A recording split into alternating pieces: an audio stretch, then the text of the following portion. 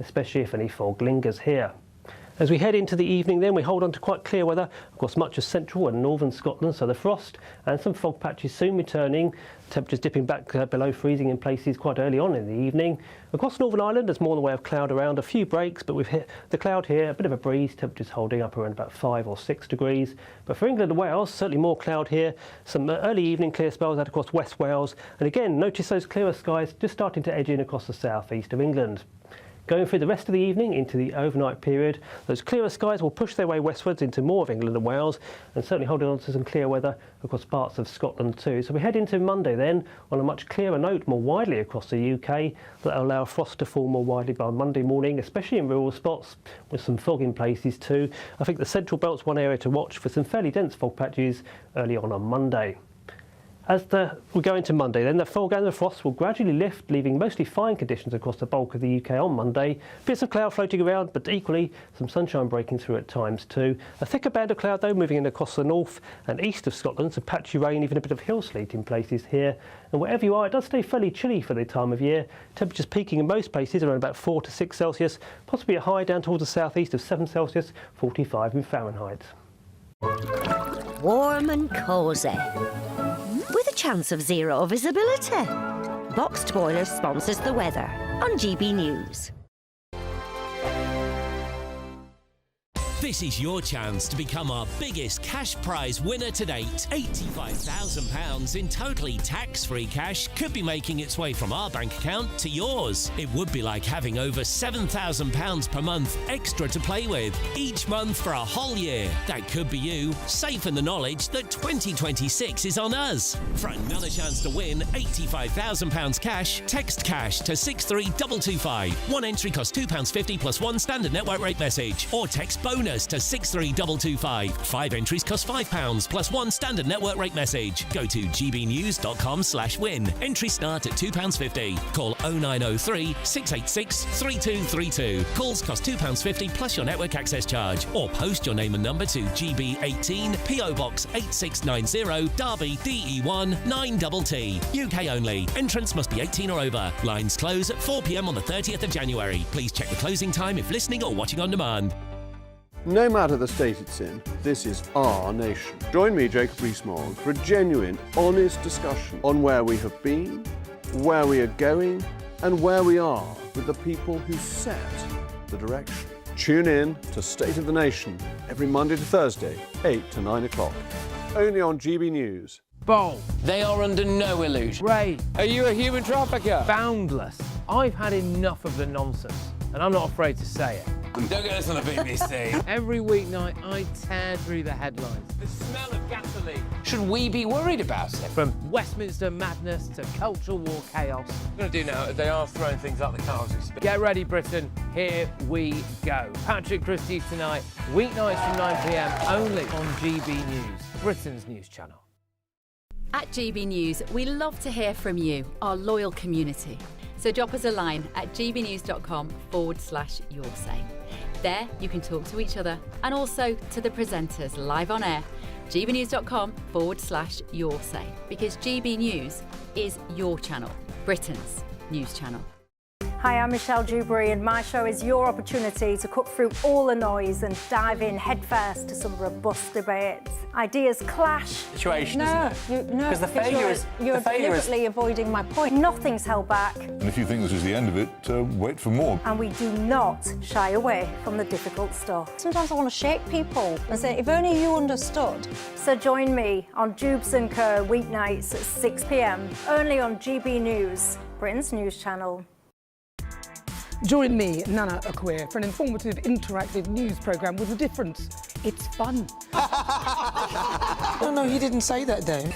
I'm so surprised. I think there's an element of truth to that. Join me from 3 p.m. every weekend, only on GB News, Britain's news channel.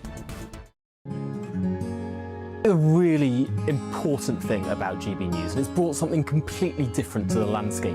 The mainstream is all about keeping the status quo as it is, ticking along quite nicely. They don't want to ask difficult questions. GB News exists because there is a desperate need for fearless journalism that puts the people first. GB News came on the scene as a disruptor, and it has always been a disruptor ever since. Journalism in this country has been a cosy world full of groupthink until now. Well, the reality is that most British journalists are afraid. That's not GB News. Journalism is journalism at the end of the day, and we're not here to serve any masters.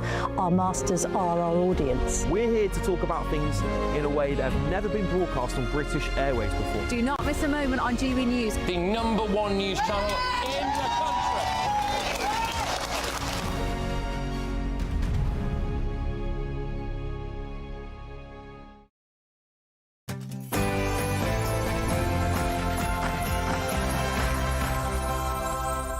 Hello there, very good morning and welcome to this Sunday with me, Eamon Holmes. And we've got some sad breaking news for you this morning. The French actress, singer and cultural icon Brigitte Bardot has died. She was 91 years of age. And what we'll be doing throughout the programme is paying tribute to her. You will have known her, you will have heard of her, but why and how?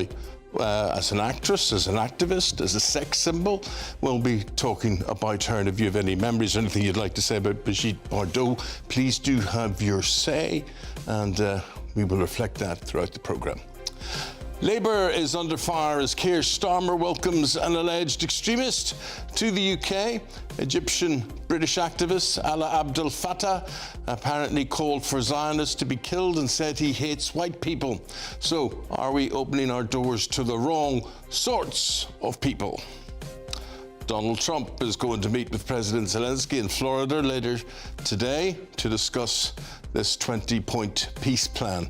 Is it an end to the war? Is an end to the war even in sight? Or is it just wishful thinking?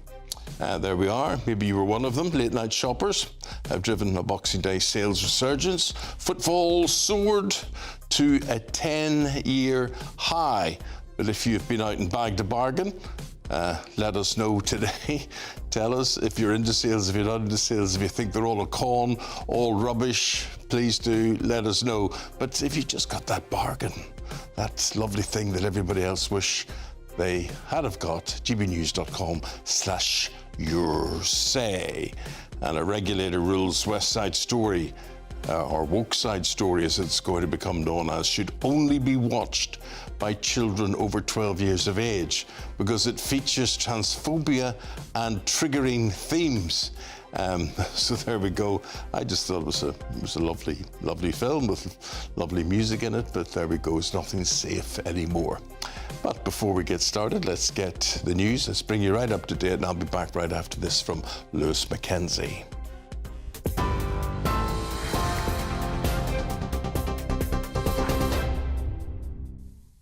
Thank you very much, Eamon. Good morning. It's just after 11 o'clock. Here are your latest GB News headlines.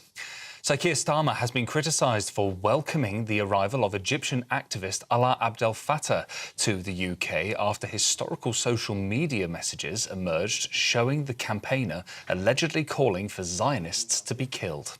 The Prime Minister said he was delighted that Abdel Fattah had arrived from Egypt on Friday evening after a travel ban imposed by Cairo was lifted following lobbying from ministers. The activist, with dual British-Egyptian citizenship, previously said on social media that it was heroic to kill Zionists, including civilians. He urged Londoners, allegedly, to burn down Downing Street and told his supporters to kill police and said he hated white people. The posts have now been deleted. A Number 10 source rejected that welcoming Abdel Fattah's return was an endorsement of his political views. Shadow Justice Minister Robert Jenrick told GB News the Prime Minister has shown poor judgment. It is an absolute disgrace. It tells you everything you need to know about this Labour government. I think this man's citizenship should be revoked and he should be made to live in Egypt or, frankly, anywhere else in the world other than the UK. The UK is set to impose visa restrictions against people arriving from the Democratic Republic of Congo after its government failed to agree to measures allowing the return of illegal migrants and foreign national offenders. Ministers say the DRC has not made changes required under the tightening of the UK's asylum rules announced in November. However, the Home Office says the African nations of Angola and Namibia have agreed to step up efforts to take back their citizens having been threatened with sanctions alongside the DRC. Mahmoud added they won't hesitate to add extra countries to the visa banned list if they don't cooperate on illegal migrant returns. Nigel Farage has pledged to cancel the pensions of civil servants deemed responsible for allowing sex offender migrants into the country. The Reform UK leader made the vow in the wake of reports that Home Office officials have waved through claims regardless of the background of applicants to whittle down the 150,000-strong asylum backlog. Under the plans, if Mr Farage becomes Prime Minister, any individual civil servant found responsible for allowing a foreign national into the country who then went on to rape or sexually assault a British citizen could be prosecuted and have their government pension forfeited, with the proceeds donated to victims' charities.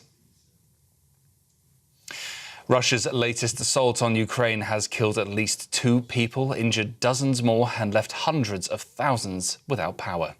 It comes as Volodymyr Zelensky is meeting with Mark Carney in Canada to bolster support ahead of further peace negotiations with Donald Trump this evening. The discussions are focusing on security guarantees for Ukraine should Moscow agree to a ceasefire. Ukraine's president thanked Canada's Prime Minister for their support in attempts to bring an end to the war, with Russia including an extra $2.5 billion in economic aid. And finally, French screen legend Brigitte Bardot has died at the age of 91. The film star earned worldwide fame as one of the most recognisable faces of post-war cinema, but later withdrew from show business to devote her life to causes such as animal rights. Well, those are your latest GB News headlines for now. I'm Lewis Mackenzie. More from me in an hour's time. Tune in to GB News Radio wherever you are. Online, on DAB digital radio, on TuneIn, on Radio Player, on Nation Player and on your smart speaker. Just say, play GB News.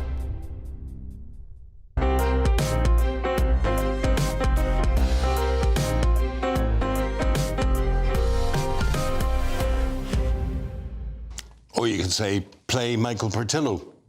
They won't appear. It's just me. Just me today. That's what you've got. That's I'm like sort of Christmas sales version of presenters today. Joining me in the studio, absolutely brilliant. We're having a bit of crack here talking to Andy Twelves, and we're talking to Alice Grant, and we're going to be talking about that lady there very shortly, but not now, because what we're going to talk about straight away is sales, bargains. Tell me this: do both of you partake in the sales? Absolutely. Yes. I think it's one of the most wonderful post-Christmas surprises and presents for everyone, really. See, that's great. I can't stand them. Never in my life have I ever been... I love the feeling of getting a bargain, you know, even if it's like been artificially inflated before, so then when it is the sale, it's actually just the actual price of it. Yeah. I still feel like I'm getting a bargain because I feel like I'm sticking it to the man, and, you know, I've really got myself a find. I got a pair of trainers for my girlfriend on the Boxing Day sale, which I was very, very happy about. So, you know. And should you tell her that you got it in the sale, or should you try and make out that you paid more for it? So I've done it that I ordered it before Christmas, but, you know, the postal service just hasn't come until after. See what you mean? I think she's probably watching this, so I have made myself out on my television there. And Alice, do you see, is there anything that you know, that has stayed with you for life that you've got and you've thought, I did really well with that? That's interesting. I can't presently recall anything to mind, which probably shows you that most of this isn't that important.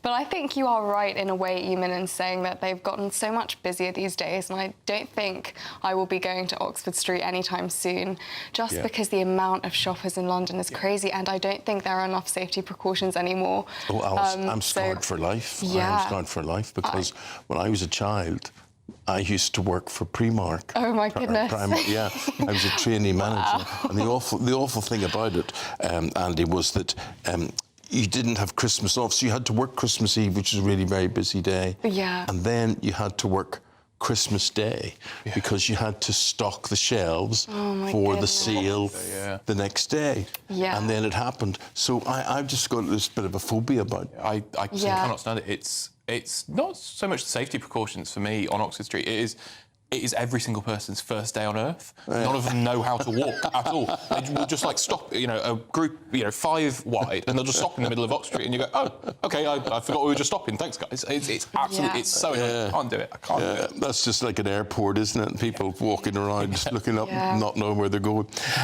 But Andy, let's talk. We showed a picture of her earlier on there, and and just in the last hour, this news broke that French icon Brigitte Bardot, 91 years of age, has died. And I don't know what you're like, but from my point of view, I know she was the most beautiful woman on the planet. I know she was very sexy, very talented.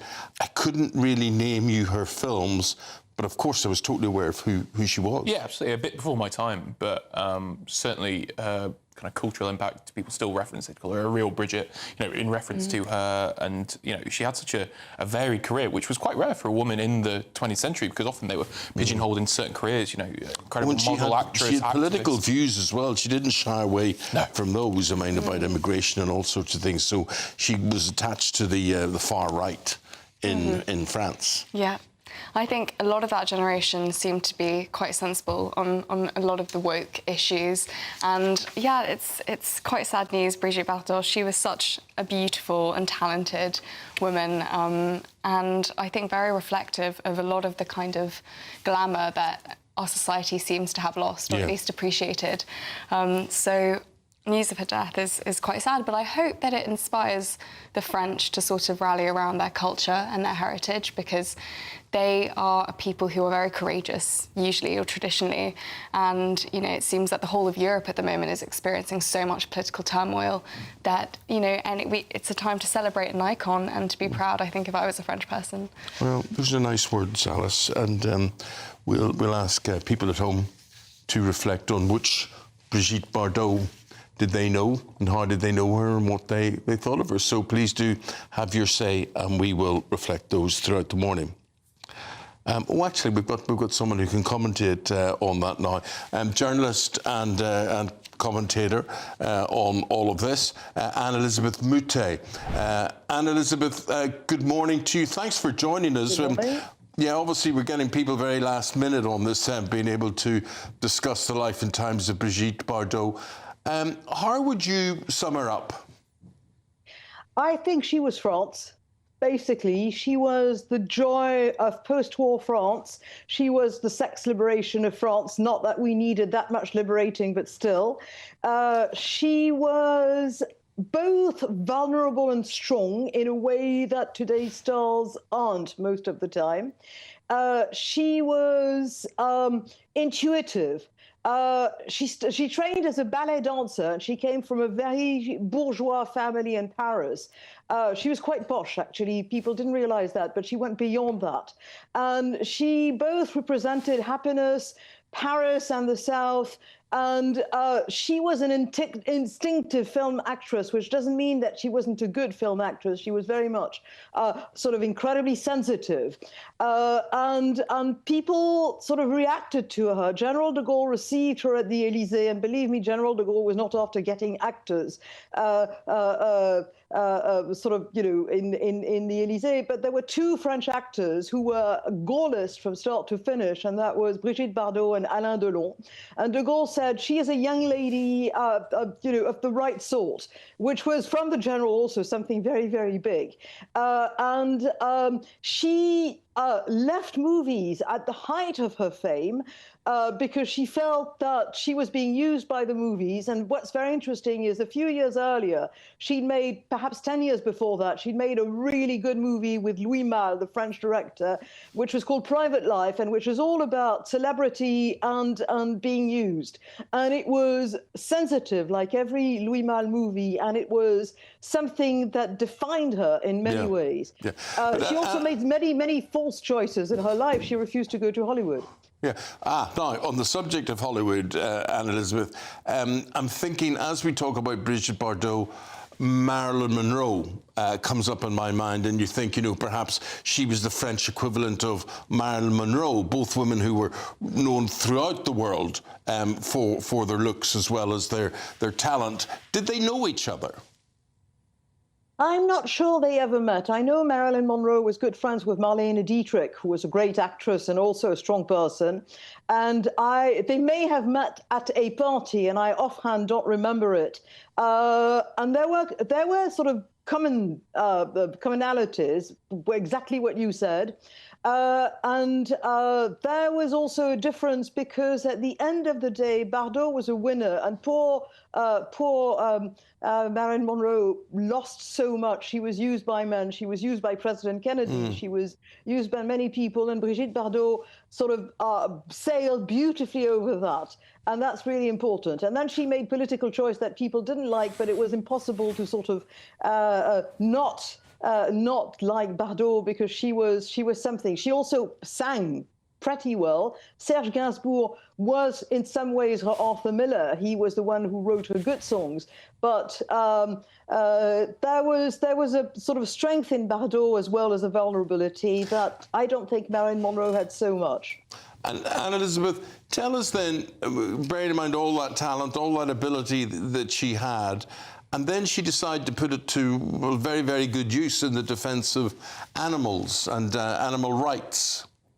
Yes, and she was very much ahead of her time. When I was starting as a young reporter on François, which was more or less at the time sort of the equivalent of the Daily Mail, my editor said, this is Brigitte Bardot's number in Saint-Tropez, and call her because she's agreed to talk to her, and try to make her talk about something else than she wants to talk about. She only wants to talk about animals. So there I go, and I'm in my 20s, and I ring up the Legend, and it was late at night because she'd given the time. And there was this voice, and that was Bardot's voice. And she was talking about animals, and you had a feeling at some stage that she was also talking about her own life, you know, loved and cherished and not understood. And she was living in this farmhouse that she called La Madrague, which was on the sea at Saint-Tropez.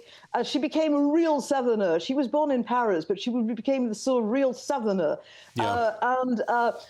She had to hide from the celebrity. She had to hide from the paparazzi. She had to hide from anything. She had another house in Saint-Tropez, and she had this sort of Noah's Ark of animals with, you know, cats and dogs and a donkey and all sorts.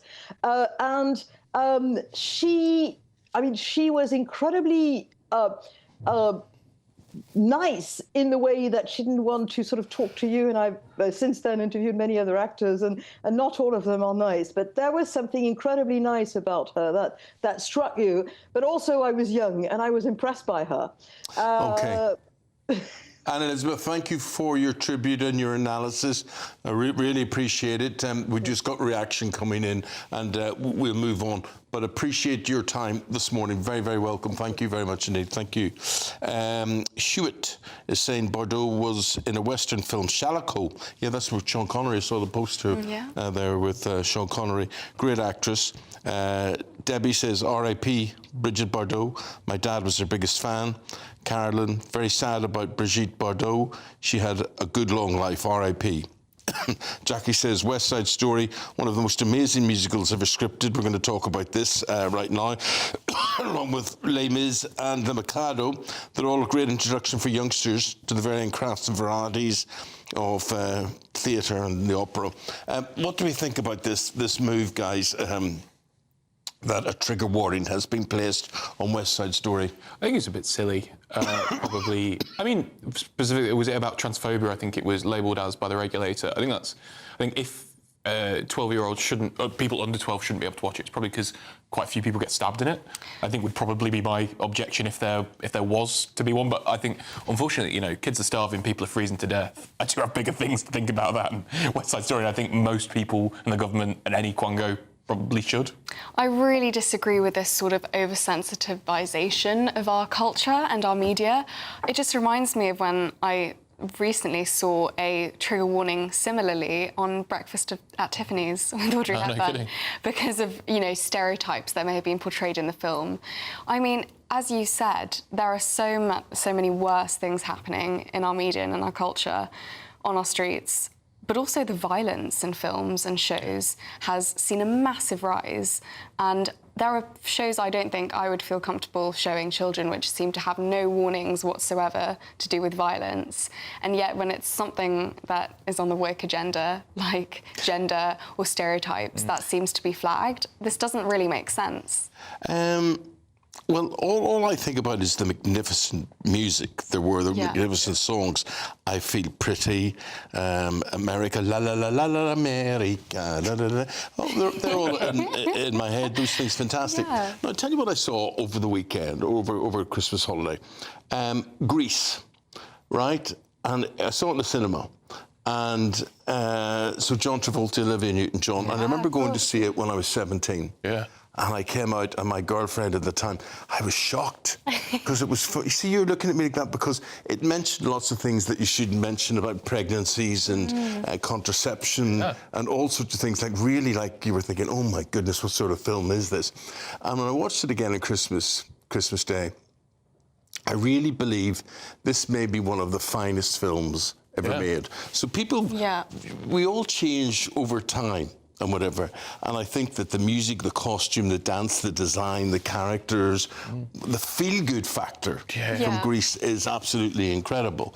But you see, something like West Side Story, when I was the same age, I would have seen West Side Story as a work of art. Yeah. Really. Well, I think, both Grease and West Side Story, they're all about 16, 17, 18, aren't they? They're kids in it. Yeah. But God, they look old. They look so old compared to like 16, 17, 18-year-olds today. 45-year-olds acting. Yeah. You do look at these guys must be in high school. What's going on? What are they drinking in America? But I think, Ian, you make a really interesting wider point, which is that there used to be a sort of point to films and to media that should be to sort of elevate you slightly culturally, or at least give you a feel-good factor, something that you watch and you come away from feeling inspired in some way. You're a better person Exactly. for it. But recently, I find especially on Netflix and the shows designed for teenagers and adolescents are so awfully depressing, touch on subjects which are like really dark, and Alice, quite frankly I would never just go near. Alice, I love cinema, and as I've got older and you get pressures of work coming on you and things, and you think, I want something to entertain me, and you look at what's in the cinema,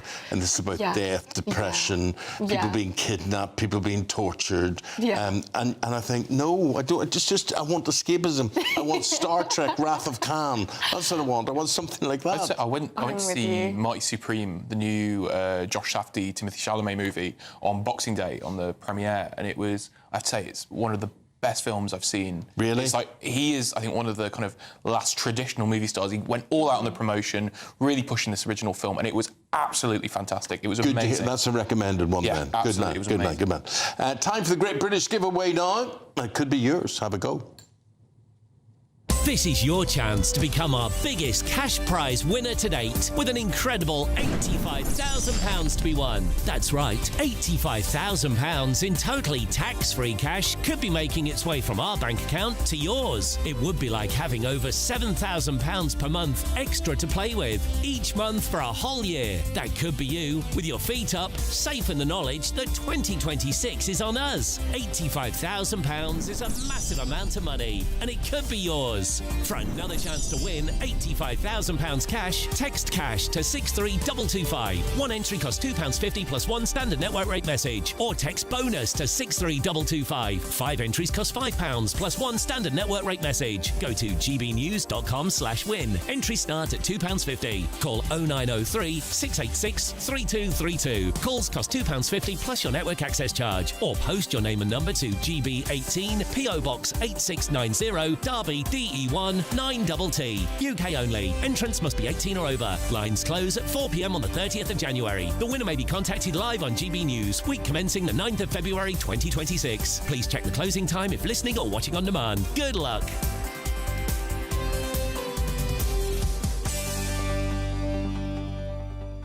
Ukraine, what is going on there? The big meeting between Donald Trump and President Zelensky, that is going to happen later today. We're going to be previewing that with a former NATO chief next. Stay tuned for that.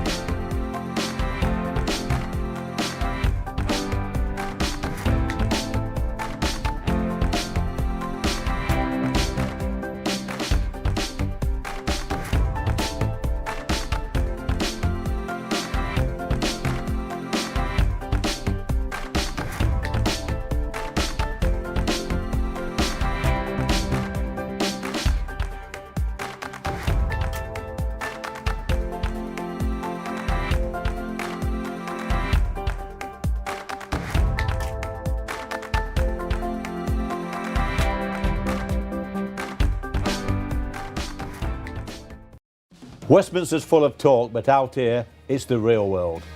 Am I allowed to talk now? No, that's it. This is where it matters, real people and real lives. That's what politics is all about. In fact, has Trump made a good start? No. Straight answers, no spin, and just a couple of pints. How many fingers have I got up? About 10. So join me for Lee Anderson's Real World every Friday at 7 p.m. only on GB News. The People's Channel, Britain's news channel. You want to know what's really going on in the corridors of power? Labour don't know what to do with you half the time, and that makes you quite lethal in the chamber. Get behind the headlines with Chopper's Political Podcast. Join me, Christopher Hope, as I sit down with the great and the good of British politics. We'll see where this ruling takes us. These are the stories shaping our nation. Chopper's Political Podcast, available now on all platforms. Listen in and stay ahead. Decisions made in Washington aren't just shaping America, they're shaping Britain too. From migration to global security, from crime to health. Whatever happens in the White House today will be felt in your town or city tomorrow. That's why The Late Show is live from Washington, D.C. Cutting through the politics to show you what it all means for Britain. The Late Show live every night at midnight. Only on GB News, Britain's news channel.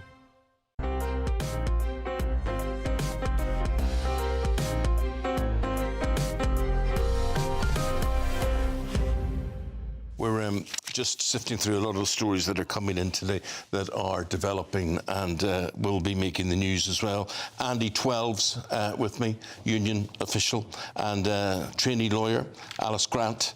Here as well with both their views on what is going on. I want to talk about, and we're going to talk to a former NATO official on this very shortly, but this Zelensky-Trump meeting. Alice, what do you think about what's in line there? Is there any chance of an agreement being made? I think it's very interesting because obviously last time Trump mentioned that any talks with Ukraine or even the EU allies would not result in peace, but I think it's a very good sign that he seems willing to start listening to the Ukrainian voices and what's really happening here on the ground in Europe. In terms of how effective this will be, I think it's difficult to say, but if there is a sincere will for peace, then I think it's so clear at the moment that Russia's aggression is deeply problematic in this regard. It's not a case anymore, I think, that we can say, well, there's been a lot of provocation on the side of the EU. Like, that has been historically an issue in the NATO expansion. Yeah, but they may get rewarded for it. But this is the thing. I just hope that they'll be able to come to some kind of agreement. Now, Andy, this is right up your street, negotiation. You know, in your business, you know what it's all about, negotiation. You see, I don't think Trump's into negotiation. I just think Trump is into the art of the deal. Yeah. That is what it's about to him. And he can't stand it if it's not going to go his way. Yeah. And this is not going to be just as simple as I think he makes out. Yeah, well, he's got a very 20th century American attitude to kind of foreign diplomacy that is, the US says it, so it's going to happen, which is certainly an approach to take. I mean, everyone wants peace, but I think there is that kind of idea that's batting around that, you know, Russia could seem to have been rewarded if they get to keep a certain amount of territory, or there are certain conditions about Ukraine's application to join NATO or whatever it is. Well, look, Andy, listen, former senior official of NATO, Nicholas Williams. Hello, Nicholas. Delighted to have you on board and to hear your take on things here. We're talking about Russia. Do they seem to be, will Russia seem to get rewarded no matter what happens? Is it a win-win situation for Russia and Putin? No, and good morning, Eamon. As you said, Trump is interested in the deal. At one stage, he veers towards Russia, and on another stage, he may veer towards Ukraine. But this deal that Zelensky is presenting to Trump will firmly be rejected by Russia. It has elements of deals that they've already rejected out of hand. So, but then where do we get to, Nicholas? Where does that leave us with today? Because we were being led along the road that right, we've got this much from Ukraine, we get this much from Russia. Oh, it looks as though we're going to get a compromise on all of this. You just don't think that's going to be the case, and if so, then where does that leave us? Well, I think it leaves Trump with a difficult decision. And the Ukrainians and Europeans have maneuvered Trump into the position of whether he fully supports and backs Ukraine or not. And Trump has to make a decision.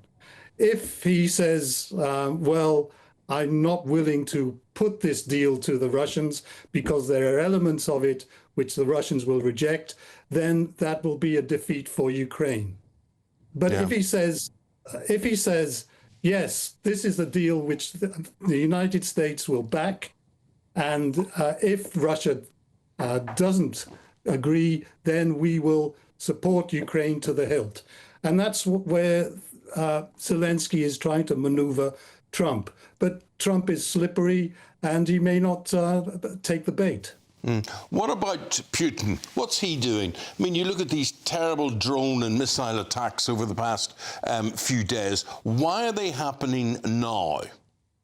Well, they've been happening for the past few months, and they're targeting energy, particularly electricity and gas facilities, because in Ukraine there are communal heating facilities.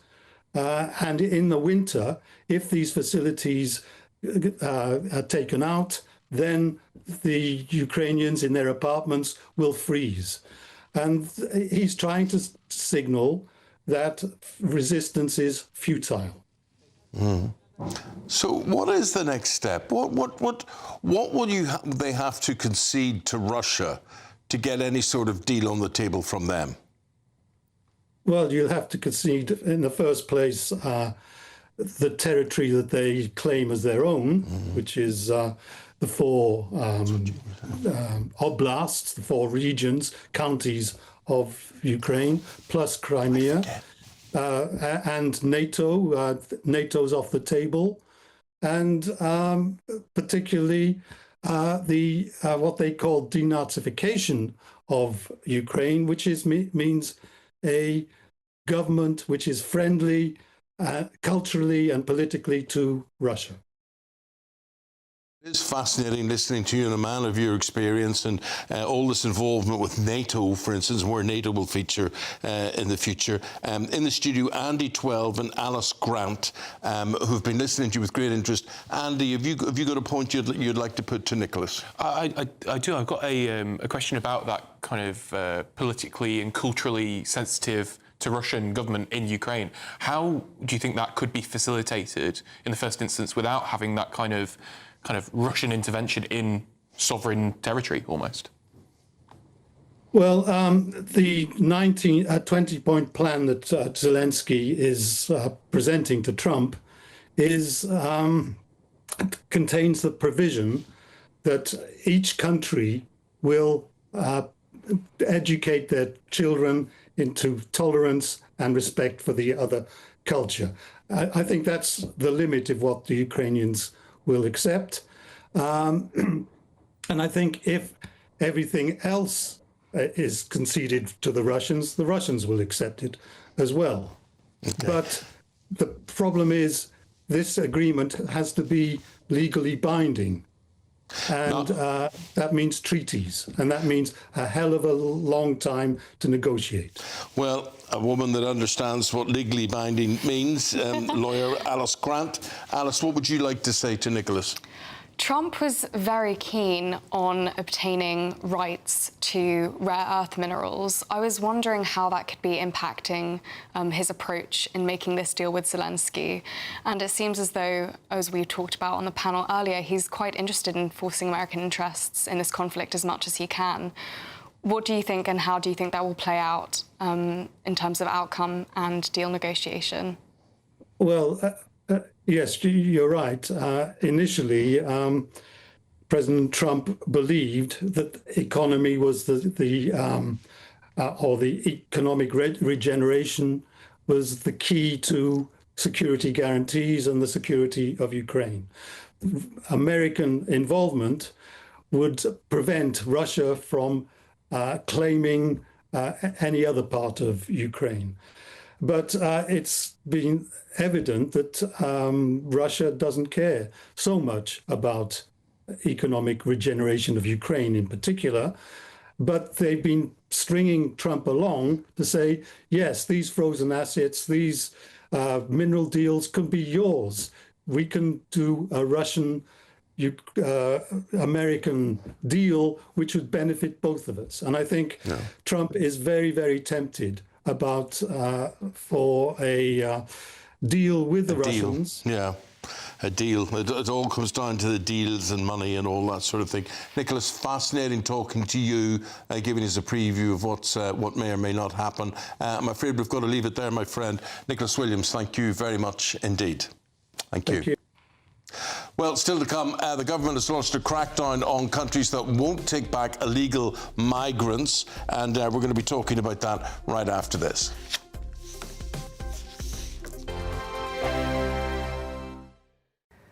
Hello there, good morning. Welcome to your latest GB News weather forecast. High pressure still in charge of our weather, so plenty of settled weather. The clouds thick enough for a little drizzle at times, as we've seen over the weekend so far, but barely a weather front in sight, really settled at the moment, but there is a lot of cloud trapped under this high pressure system. There will be some lucky ones that see the sunshine today, particularly across western parts of Scotland, northwest England, some western fringes of Wales, particularly towards the coast, could see some brighter skies, but otherwise generally grey skies, the cloud thick enough for some drizzle at times, and chilly, temperatures 7-8 Celsius, just 3 or 4 across parts of Scotland. As we head into the evening time, we'll see clear skies across Scotland, so temperatures dropping away here, a frost forming quite widely, some mist and fog patches also starting to form, particularly through the central belt, could turn quite thick during the early hours into Monday morning. But a dry picture for many, rather cloudy skies, the cloud thick enough for some drizzle at times in places, but overall a fairly quiet end to the weekend. Overnight we'll see clear skies persisting across parts of Scotland. The temperatures dropping away here. We've seen -6, -7 Celsius the last few nights here. I think we'll see the same again, but some thick fog patches, particularly around the Glasgow area. Eastwards we could see some disruption into Monday morning. Temperatures here around freezing, but elsewhere with enough cloud hovering around 3 to 5 Celsius. There'll be little change into Monday, though the weak weather front will give some showers across northeast Scotland, eventually eastern parts of England, but a lot of cloud around. Perhaps some sunnier breaks across central, southern parts of England and Wales for a time, some brighter skies for Northern Ireland, and rather breezy down the east coast, and temperatures again 5 to 7 Celsius, so on the chilly side again.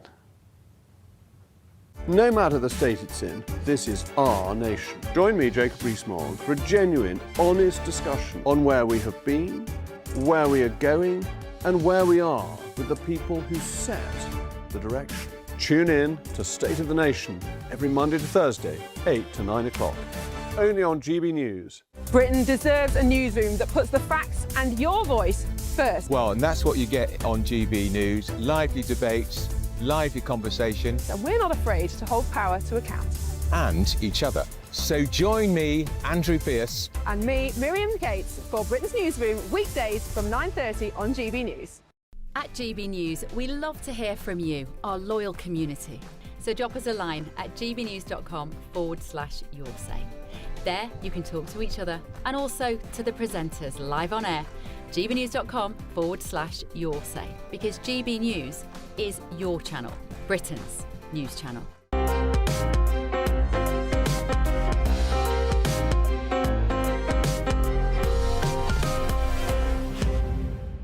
Right, we are going to talk about visa restrictions now. Joining me in the studio, we've got Andy Twelves and we've got Alice Grant, and they're going to have a few opinions on this one, because Labour has for the first time imposed restrictions on any country refusing to take back criminals and illegal migrants. So diplomats and ministers from the Democratic Republic of Congo, for instance, will no longer receive preferential visa treatment, and its citizens will be barred from fast-track entry to the UK. Didn't even know they had it, but there they do. They have it, and it could be taken away. But did you know they had it? I didn't know they had it. It's amazing, all these deals that they have. But let's find out more now from Research Director at Centre for Migration Control. Say hello, good morning, welcome. Rob Bates. Rob, good to see you. Morning. Rob, so what do you think of this?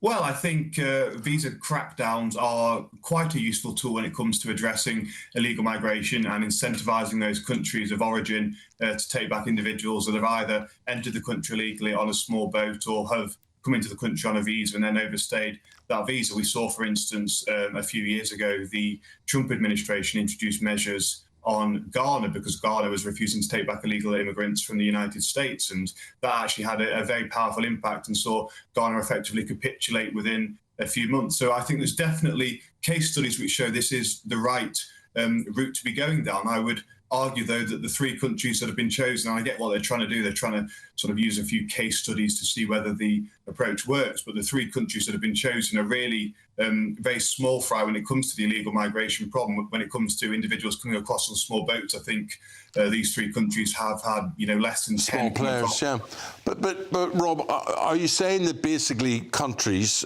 such as this one we're talking about could look and say, right, we can see what's in this for us if we don't play ball?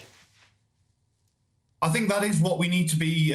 We need to be sort of using the diplomatic might of the UK when it comes to visas. I also think there's an argument to be made that we could be using foreign aid a lot more constructively to further the national interest, or trade sanctions if need be as well with certain countries. But the point I think it's important to realise here is that these three countries really aren't the big players when it comes to illegal migration in the UK. I think we've much better going after the sort of Pakistans, Bangladesh, Somalias of the world, because they are a much larger part of the small boats crossings, but also those that are overstaying visas illegitimately as well. Okay. So I think it's a really welcome move.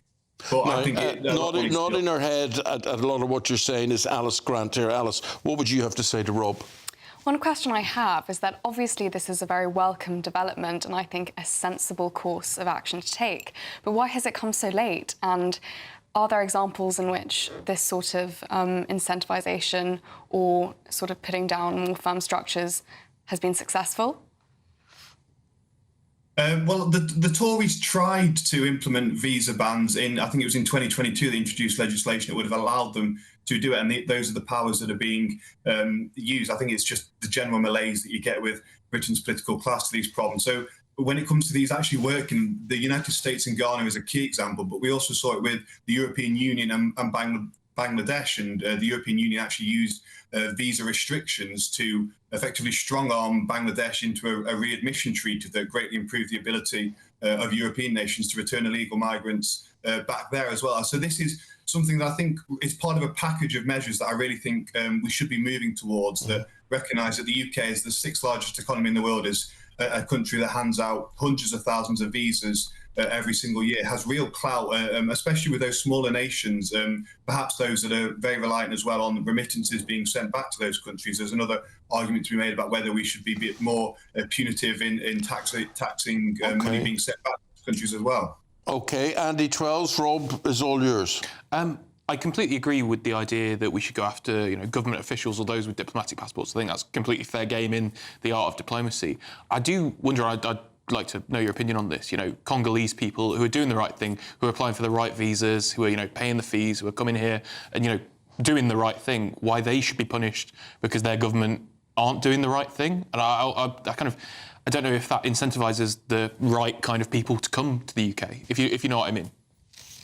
Yeah, well, the point I'd be made to that is, no one has a right to come to the UK. It is wholly at the sovereign discretion. Well, you'd argue solely at the discretion of the UK Parliament as to who is allowed to come into the UK. And the very point of borders is that you do get to be deterministic in deciding which individuals you do want to welcome. And I think if this is helping us to solve a problem, and it is helping us to address obstinance from countries of origin that are simply refusing to deal with their foreign nationals who are imposing a problem and a cost to the British taxpayer, then I really don't see a problem with that. And actually, I think when it comes to handing out visas to certain countries, I think we should be moving towards a position where we are a lot more firm and a lot more reluctant to hand out visas to a set list of countries. I think that the approach that Donald Trump is recently putting forward when he's setting out a high-risk list of countries where they won't be eligible for visas is probably the right course of action. I think actually we should be moving towards a similar system in the UK, which we did used to have, where there is a red list of countries where those applying for visas from certain countries find it a lot harder to actually get that's legal status to come to the UK. So borders are by their very nature discriminatory, and it is up to the government and the parliamentarians of the day to decide how to exercise that discrimination. Rob, thanks a million for all your contributions there. We'll leave it. Rob Bates is a director. Thank you, Research Director, Centre for Migration Control. Appreciate it there. Thank you very much. So, you know, this stuff, it continues, this migration stuff everywhere. And you've got the Prime Minister, Alice, in the papers today about this guy being, where's he extradited from Egypt, is it? And he's welcome him, even though this guy slagged off Britain, for instance. Yeah, I mean, the problem we have in this country with extremism from radical Islam is really large. And that is not to say that it doesn't exist from other sides of the political spectrum. Of course it does. But there is a recognisable problem which has to be dealt with by police and the criminal justice system when it reaches this country. But one of the key central functions of the government should be to try to prevent this as soon as possible when they can. And the most obvious way to do this is by putting up preventative barriers from people coming here who may have those views, who may espouse hatred and extremism, which simply has absolutely no place in our society. Okay. My question is, when are we going to see serious action about this?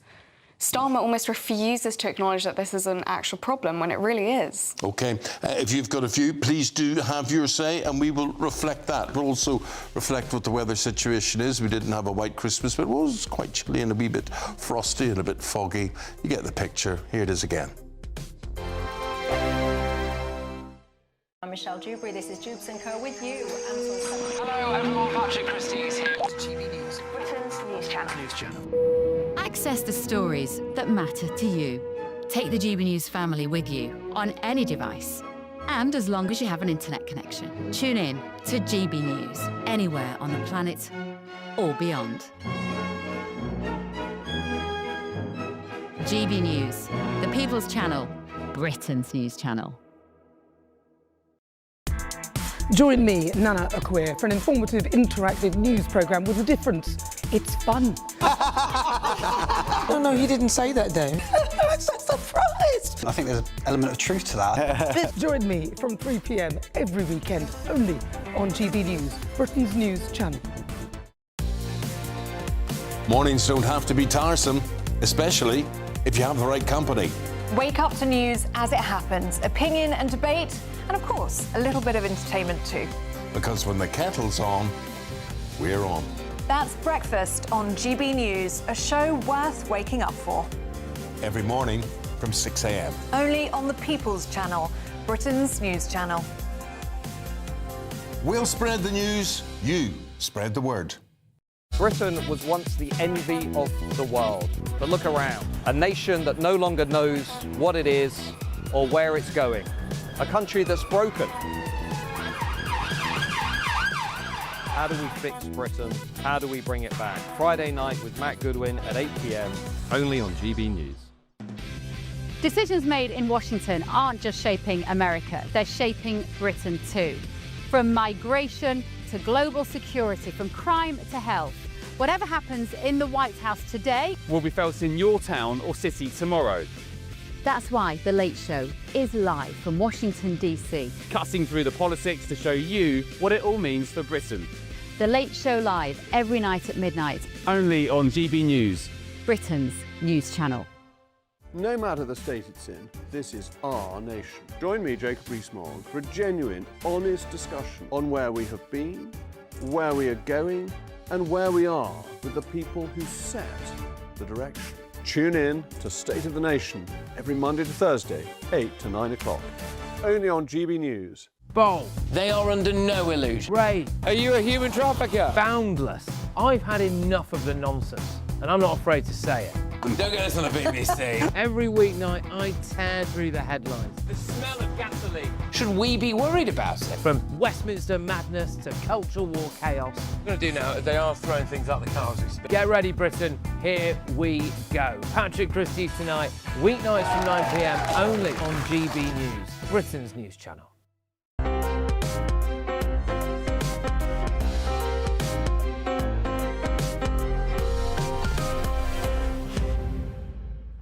Hello there. Hope your Christmas holiday is going well. What day is today?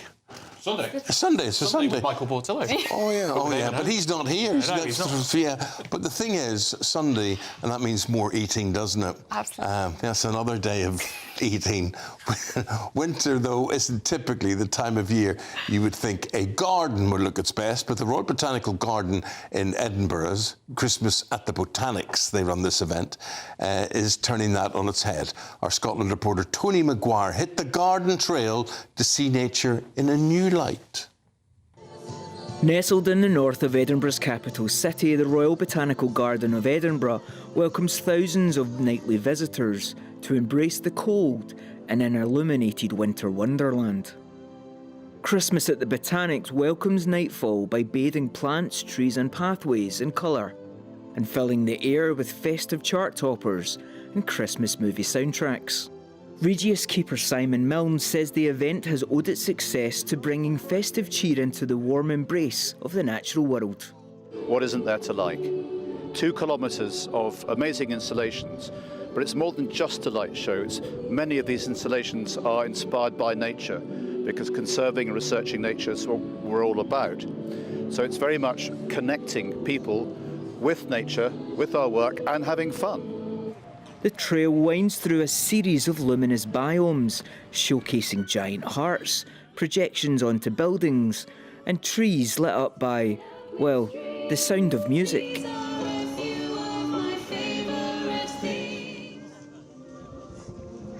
On a crisp, frosty evening, families and couples can huddle together for warmth at Inverleith House, recounting their trail highlights over hot chocolate or a cheeky mulled wine. It's been magical so far. We came last year with our little one, but now she's a little bit older, so it's just like seeing the magic in her eyes makes it even better. I went last year with my family, so then really liked it, so I wanted to come this year. You know the netted bit with the lights? I really like that, but it's good for photos. Somebody who actually looks after my dogs for me to come here told me about this, so just on spec booked it and it's fantastic. It definitely gets you in the Christmas spirit, yeah. The Edinburgh Botanics is finishing the year in style, but one of its worst days in 350 years took place in January. Storm Éowyn felled a 100-foot-tall Himalayan cedar planted by Queen Victoria's son Albert in 1859, likened to the loss of an old friend. But a look around Christmas at the Botanics, and this prestigious garden is not short of friends, as it prepares to return to full bloom in 2026. Tony Maguire, GB News, Edinburgh. That's very nice, and all those Christmas lights. I like coloured lights. I'm going to be controversial here, but I do like colour. You know, people just go for white lights, cream lights, you know, but I like a bit of colour. I'm a cream light man. I you? like to keep it classic. I love cream lights. Yeah. Just the coloured lights give like my university days, and I think my tree has good green lights. But at the flick of a button, I can make them red lights. I can make them red and green. I can make them flash. I can make them... Oh, I could go on all day talking to you about it. But anyway, we're also going to be talking about... We're halfway through the show now, and we're going to be talking about Boxing Day sales, late-night shopping. Have you dipped your hand into your purse or your wallet? And how on earth could you afford to with the cost of living crisis? gbnews.com/have your say, and we'll reflect that. Happy Christmas, back after this.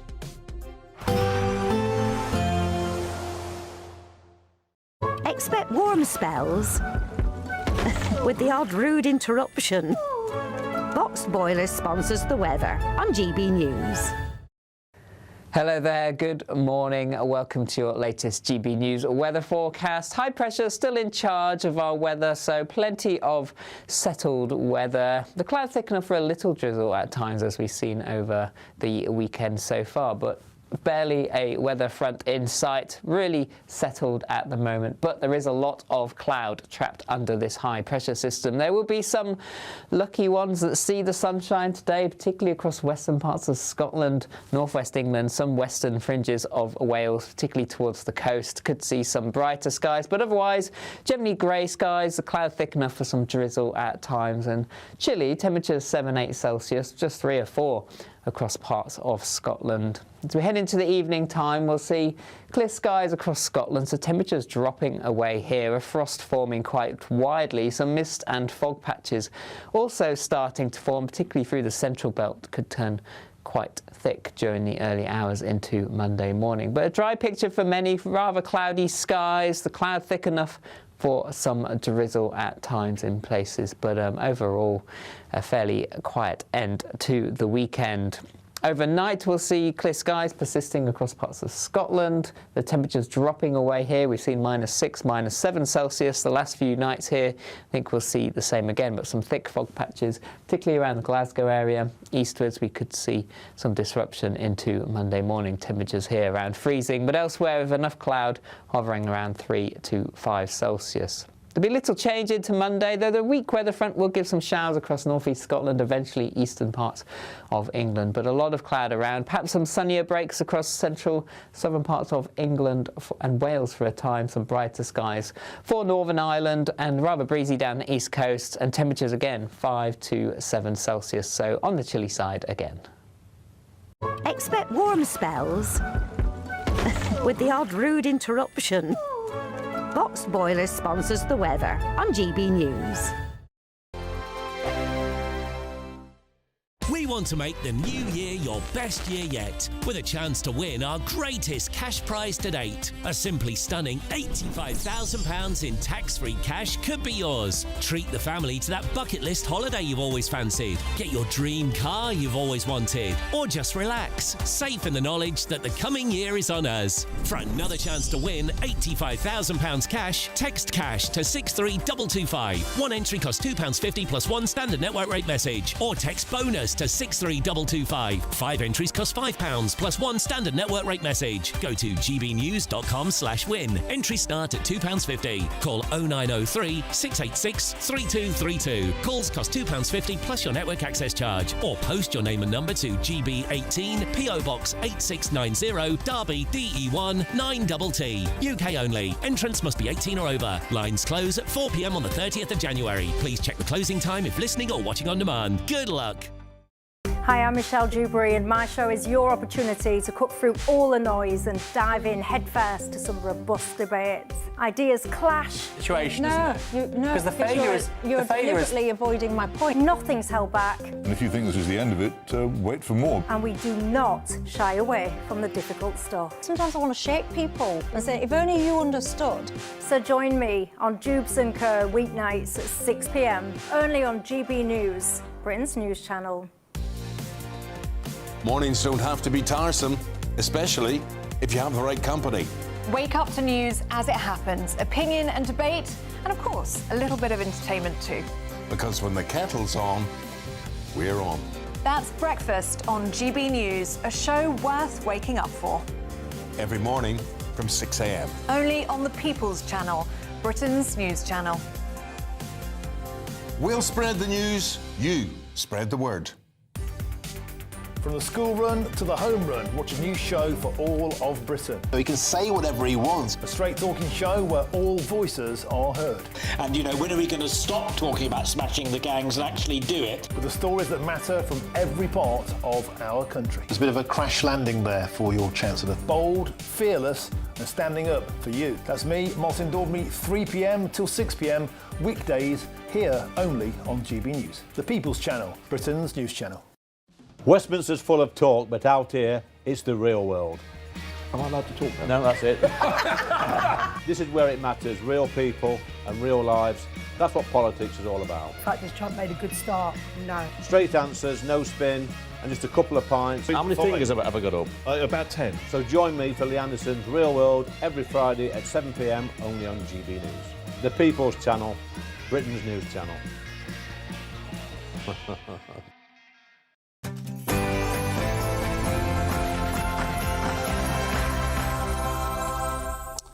Good afternoon to you and welcome to Michael Portillo's Sunday programme with me, Eamon Holmes, today. And thanks for everything that you're saying, because we've had some breaking news within the last hour, and that is the legendary actress and personality Brigitte Bardot has died at the age of 91. Looking at some of your comments, you're having your say on this one. A long time ago, Brigitte made me a vegetarian for about 7 years after watching her anti-factory farming film. She was very persuasive. Patricia says, Brigitte was so beautiful. I remember her in the 60s. I wanted to look like her. Unfortunately, I never could. I loved her for devoting her life to animals. And I was Brigitte Bardot's biggest fan as a child. I had a picture of her in my bedroom door and tried to do my hair like her, said Jim. No, not money joking, didn't say Jim. No, it's Margaret says that, which is great. Right. I don't know why we've got a picture for Brigitte up for so long, but there it is. We have said the fact she has died. And in other stories today, Labour's under fire today as Keir Starmer welcomes an alleged extremist to the UK. Egyptian British activists Alaa Abdel Fattah called for Zionists to be killed and said he hates white people. So are we opening our doors to the wrong people? Late-night shoppers have driven Boxing Day sales as footfall soared to a surprise 10-year high. If you've been out and bagged a bargain, let me know. gbnews.com/have-your-say. And a regulator rules that the musical West Side Story, or Woke Side Story as it's now being termed, should only be watched by children over 12. Why? Because it features transphobia, apparently, and there are themes in it which should have trigger warnings. There we go. Have your say about that. Before we do all of that, let's get an update on the news. Hello, good morning, welcome. Lewis Mackenzie.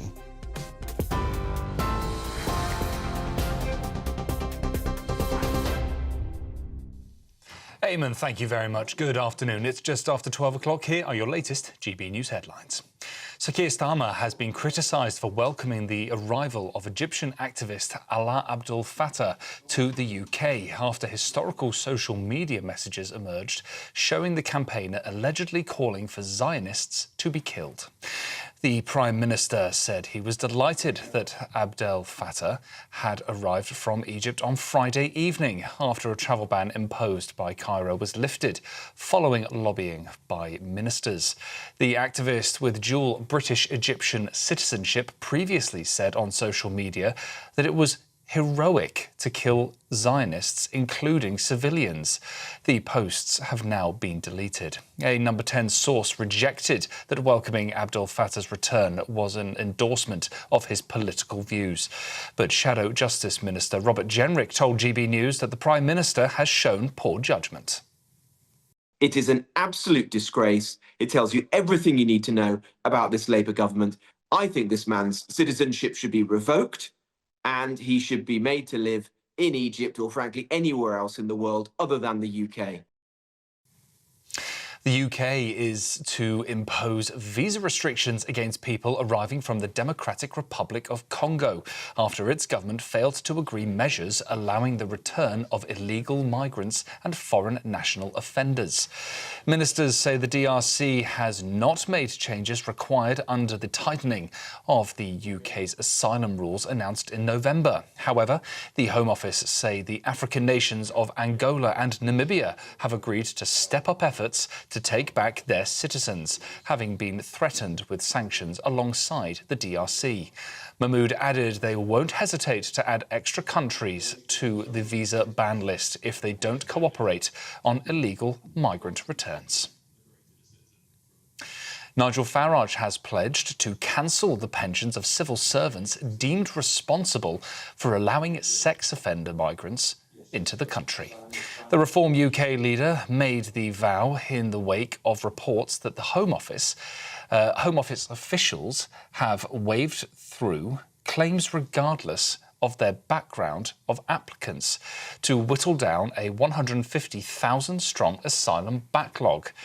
Under the plans, if Mr Farage becomes Prime Minister, any individual civil servant found responsible for allowing a foreign national into the country who then went on to rape or sexually assault a British citizen could be prosecuted and have their government pension forfeited, with the proceeds donated to victims' charities. The incoming Archbishop of Canterbury has been urged to scrap plans to spend £100 million over the Church of England's historical links to slavery. The Church's slavery links proposal was announced in January of 2023 following the publication of a report into the Church's historical links to the transatlantic slave trade. But now, in a letter seen by the Sunday Times, a group of Conservative MPs and peers are urging Dame Sarah Mullally to stop the Church from spending the money, claiming the funds can only legally be spent on churches and the payment of clergy wages. Russia's latest assault on Ukraine has killed at least 2 people, injured dozens more, and left hundreds of thousands without power. It comes as Volodymyr Zelensky has met with Mark Carney in Canada to bolster support ahead of further peace negotiations with Donald Trump later on this evening. The discussions are focusing on security guarantees for Ukraine should Moscow agree to a ceasefire. Ukraine's president thanked Canada's Prime Minister for their support in attempts to bring an end to the war with Russia, including an extra $2.5 billion in economic aid. And finally, the French screen legend Brigitte Bardot has died at the age of 91. The film star earned worldwide fame as one of the most recognisable faces of post-war cinema, but later withdrew from show business world to devote her life to causes such as animal rights. Well, those are your latest GB News headlines for now. I'm Lewis Mackenzie. Now it's back to Wayman. Take the GB News family with you on any device. As long as you have an internet connection, tune into GB News anywhere on the planet or beyond.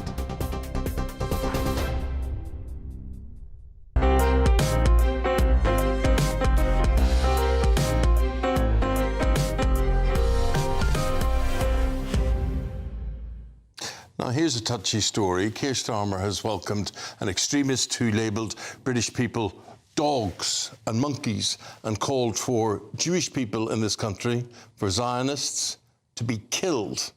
OK?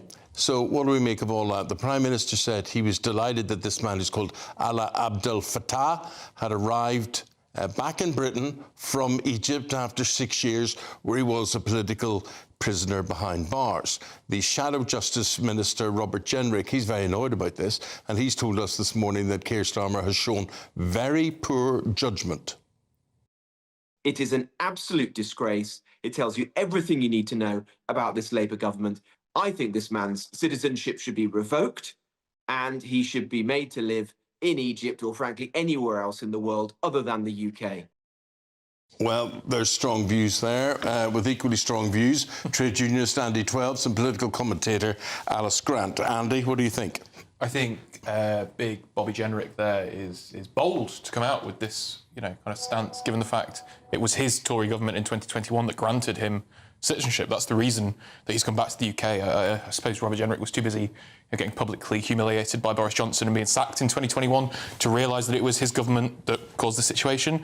But, I mean, Keir Starmer has acted completely correctly. A British citizen was illegally detained by a fascist regime in Egypt. Yeah. And he's freed him. That's the job of the government. But he's saying Jewish people who are under siege in this country, really, really frightened out of their own skins, and the attack in Manchester and all that happened in Australia and whatever.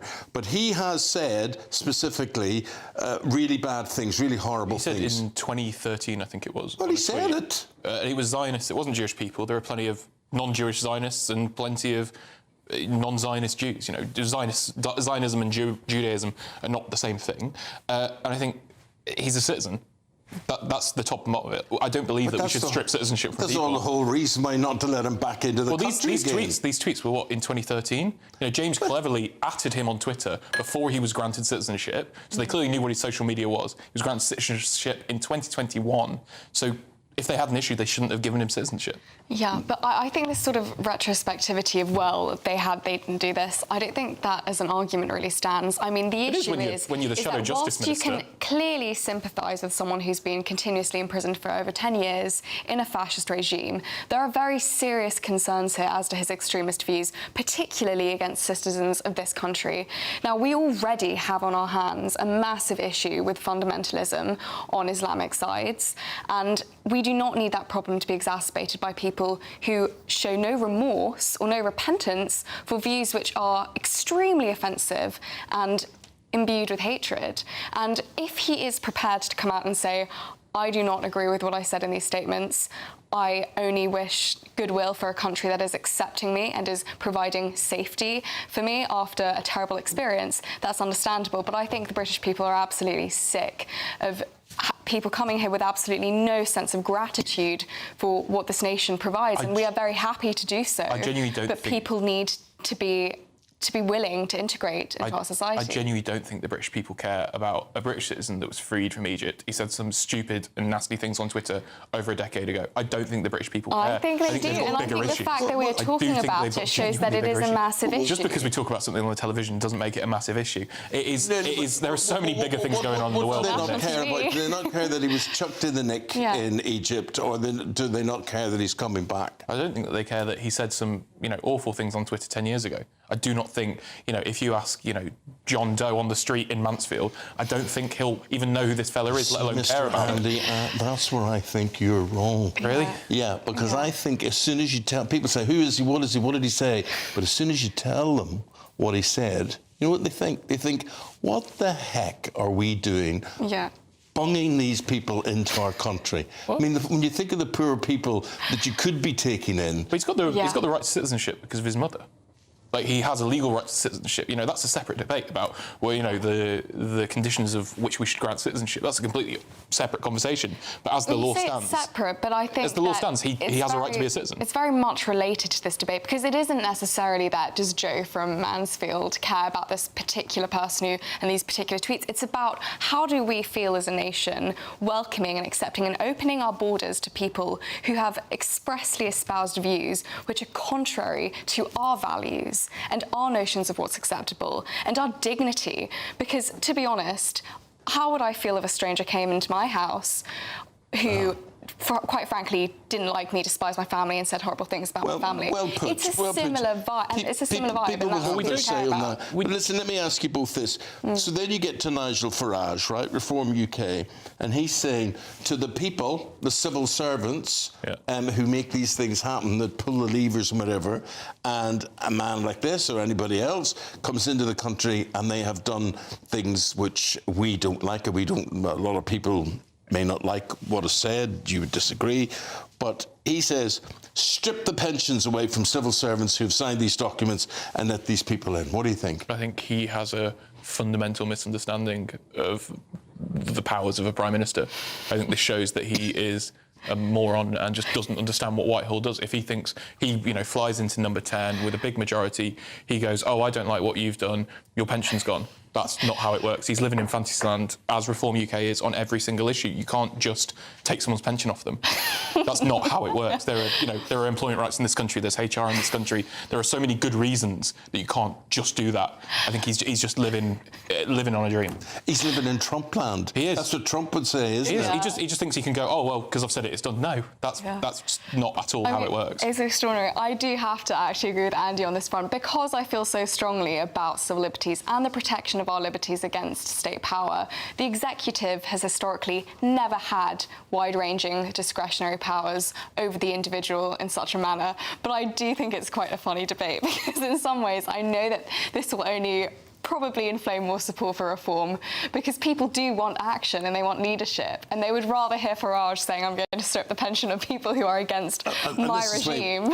Just getting back, Andy, what I was saying to you before, people like to talk. Yeah. They like to talk. Whether they do anything about it or not, you say, people don't care. But if you put it to them and say, oh, yeah, I agree with that, whether they would do anything. The thing is, though, even the great reformers, Dominic Cummings, Morgan McSweeney, they've spoken about how difficult it is to get a civil servant to do their job, or even fire a civil servant, let alone alone, you know, get into the technicalities of their contract and their conditions. It's just so silly. Worlds. It's so silly. Well, what are the government saying about this? Well, they're saying Mr. El Fattah is a British citizen, which is what Andy was pointing out. It's been a long-standing priority under successive governments to work for his release from detention and to see him reunited with his family in the UK.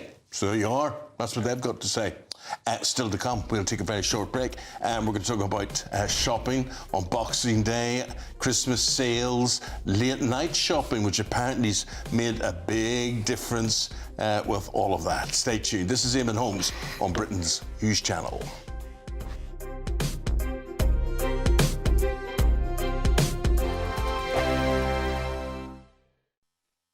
You want to know what's really going on in the corridors of power? Labour don't know what to do with you half the time, and that makes you quite lethal in the chamber. Get behind the headlines with Chopper's Political Podcast. Join me, Christopher Hope, as I sit down with the great and the good of British politics. We'll see where this ruling takes us. These are the stories shaping our nation. Chopper's Political Podcast, available now on all platforms. Listen in and stay ahead.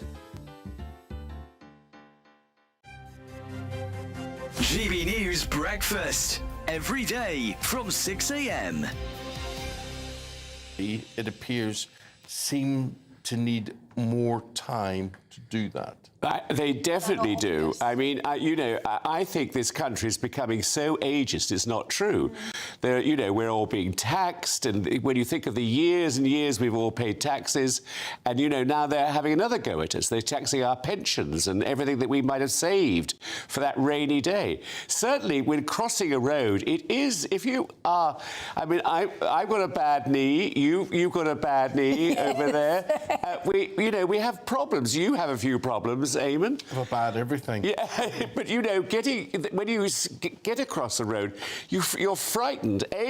I'm frightened of falling, because I think that's one of the major things of old people. They're terrified.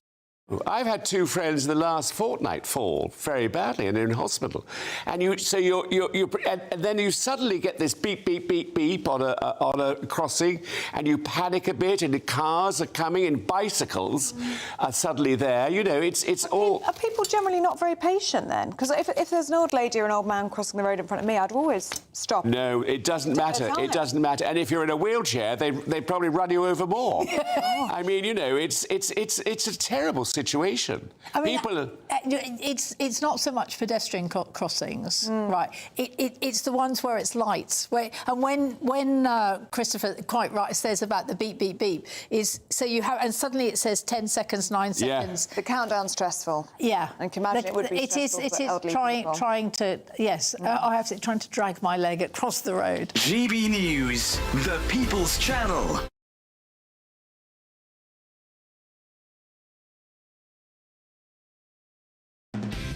Decisions made in Washington aren't just shaping America, they're shaping Britain too. From migration to global security, from crime to health. Whatever happens in the White House today will be felt in your town or city tomorrow. That's why The Late Show is live from Washington, D.C. Cutting through the politics to show you what it all means for Britain. The Late Show live every night at midnight. Only on GB News, Britain's news channel.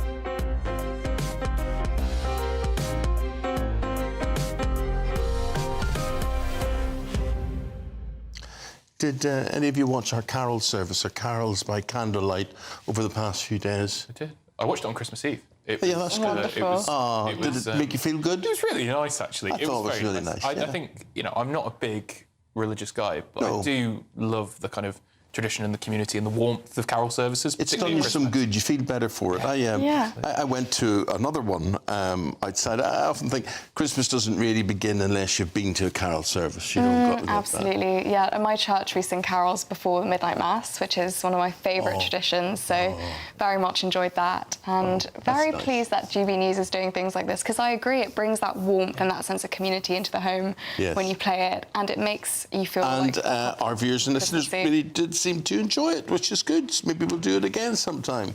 It's my equivalent of the Boxing Day sales. Really, like good. It's a feel-good factor, right? That's what it is, right? Anyway, but anyway, they're on the up. Apparently, they're on the up. Evening shopping, restaurant bookings, and one of my favourites here on the programme, Vicky Price. Vicky is Chief Economic Advisor for the Centre of Economic and Business Research. Vicky, did you dip into your purse? Did you buy anything? Or did they tempt you at all? No.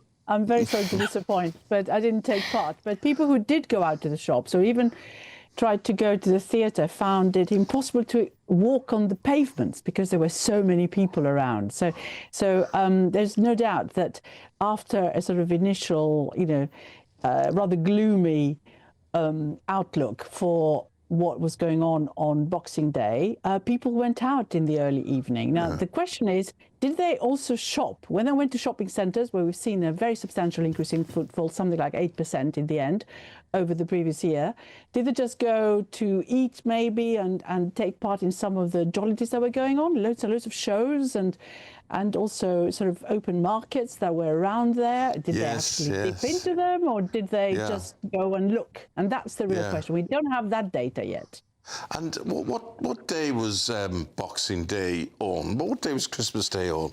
I'm trying to work out. Was Boxing Day on the Saturday or the Sunday or Boxing Day was on a Friday. And Friday. The interesting thing, the interesting thing is that the data that I looked at, I continued trying to see what was going on Saturday, suggested that, in fact, there was an even further increase up to lunchtime on Saturday, which was the 27th.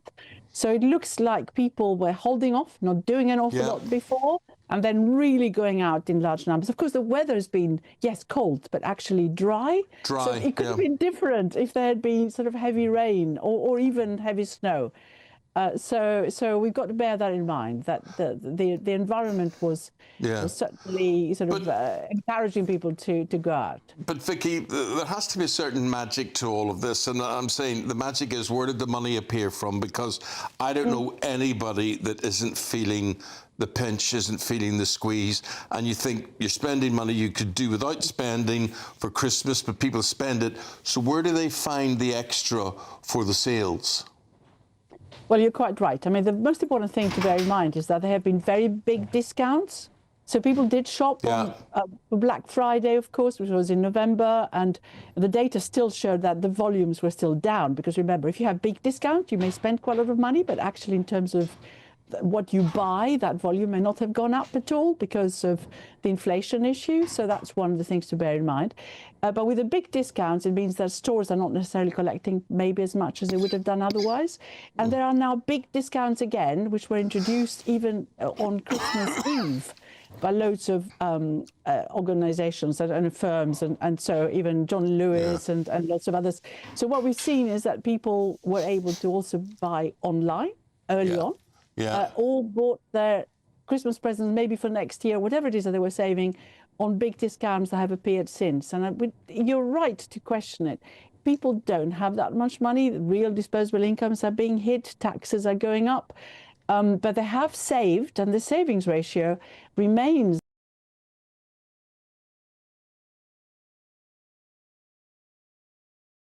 near, because they're worried about unemployment for the future, but they've got a bit of money that they could possibly draw on to spend, and that's precisely what's been going on.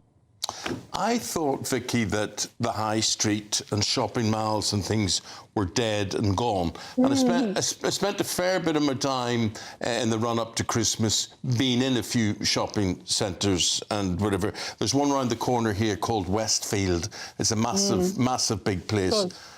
Packed to the gills. Packed, and I didn't see any of them suffering from a lack of footfall.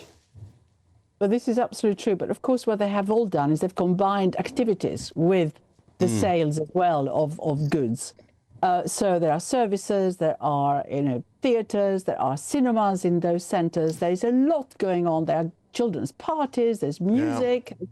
It's not the type of shopping centre you perhaps thought about in the past. I think they have invested in making it an experience for going out. And I think that seems to work. And this is really why I'm slightly cautious about what it means in terms of spending on shops, particularly the retail sector, which has been badly hit.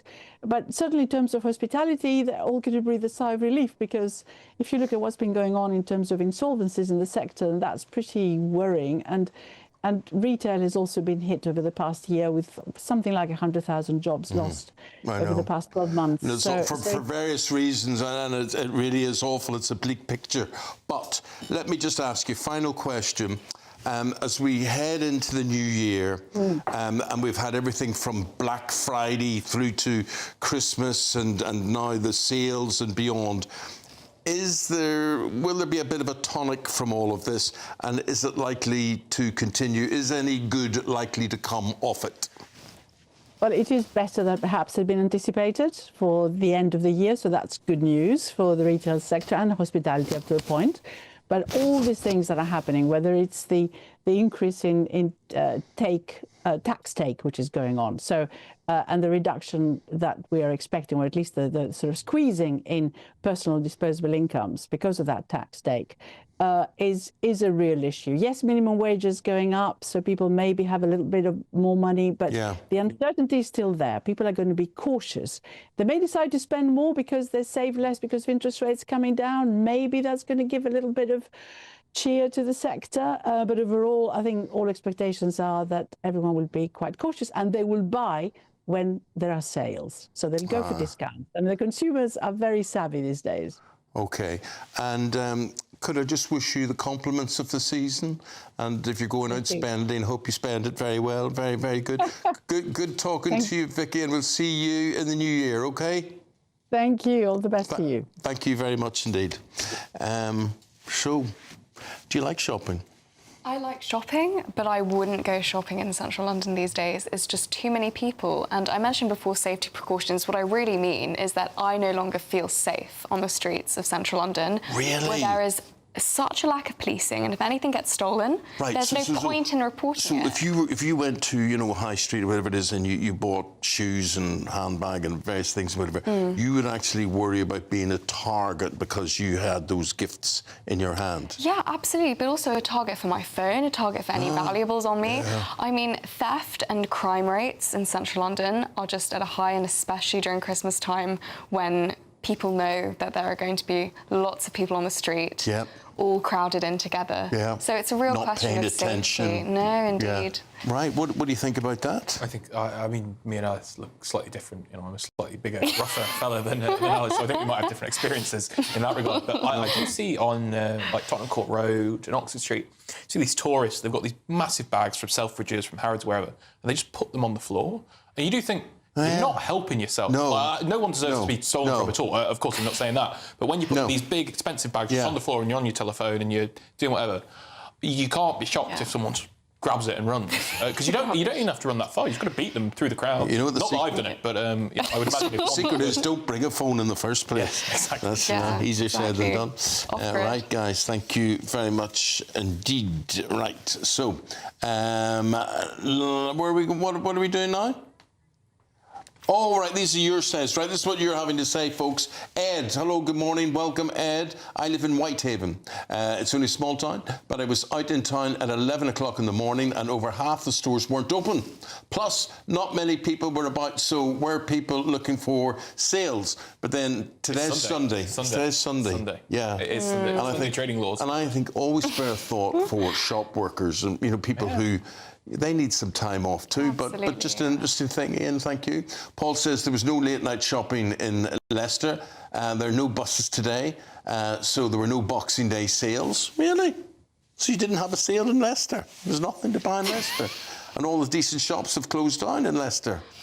Linda says, I was out and about on Boxing Day grabbing my bargains. I think it's important to support our shops. Well, we agree with you with that one. And we're now going to get, we're going to Lewis Mackenzie. Right, Lewis Mackenzie with more news.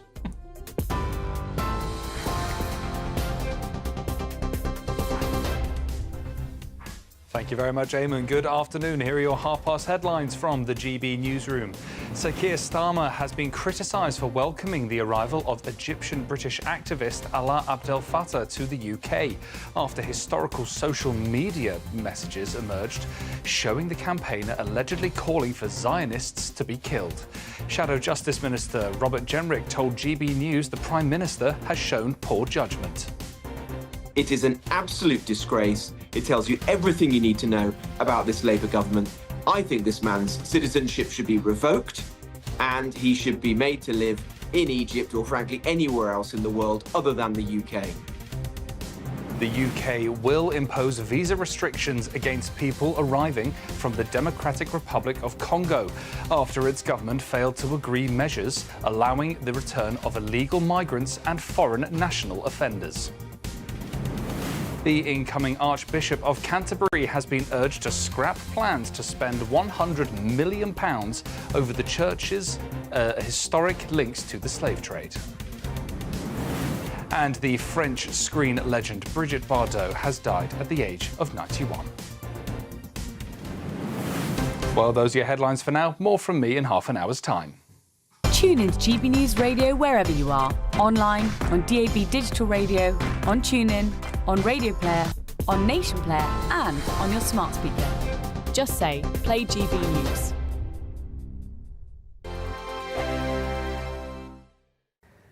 Hello there, good morning. Welcome to your latest GB News weather forecast. High pressure still in charge of our weather, so plenty of settled weather. The clouds thicken up for a little drizzle at times as we've seen over the weekend so far, but barely a weather front in sight, really settled at the moment, but there is a lot of cloud trapped under this high pressure system. There will be some lucky ones that see the sunshine today, particularly across western parts of Scotland, northwest England, some western fringes of Wales, particularly towards the coast. Could see some brighter skies, but otherwise generally grey skies, the cloud thick enough for some drizzle at times, and chilly, temperatures 7-8 Celsius, just 3 or 4 across parts of Scotland. As we head into the evening time, we'll see clear skies across Scotland, so temperatures dropping away here, a frost forming quite widely, some mist and fog patches also starting to form, particularly through the central belt, could turn quite thick during the early hours into Monday morning. But a dry picture for many, rather cloudy skies, the cloud thick enough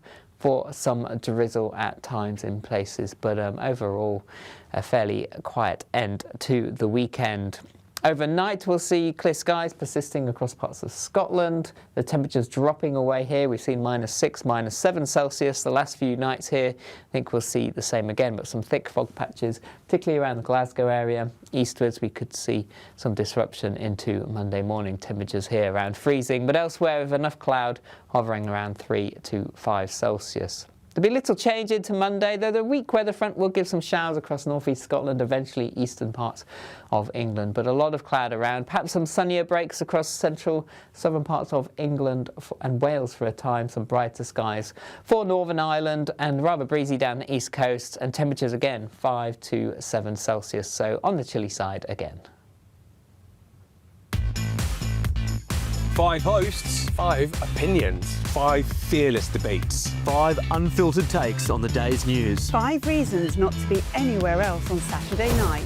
This is the Saturday 5. You got me good there. Britain's biggest Saturday night TV show. It's not a bad brand. Yeah. Uncensored. Very, very racy tonight. On the unpredictable. What does she say? Can you translate it for us? And always entertaining. And how can a country go from being led by William Wallace Saturday nights from 6 p.m. only on GB News, the People's Channel. Britain's news channel. You're going to want to stay tuned, trust me.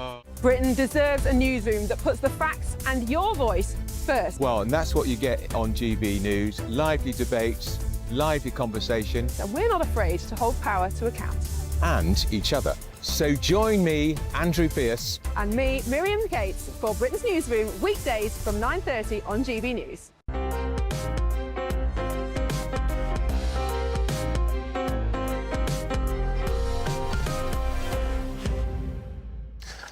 Very much enjoying having your company this morning, however you're watching, however you're listening.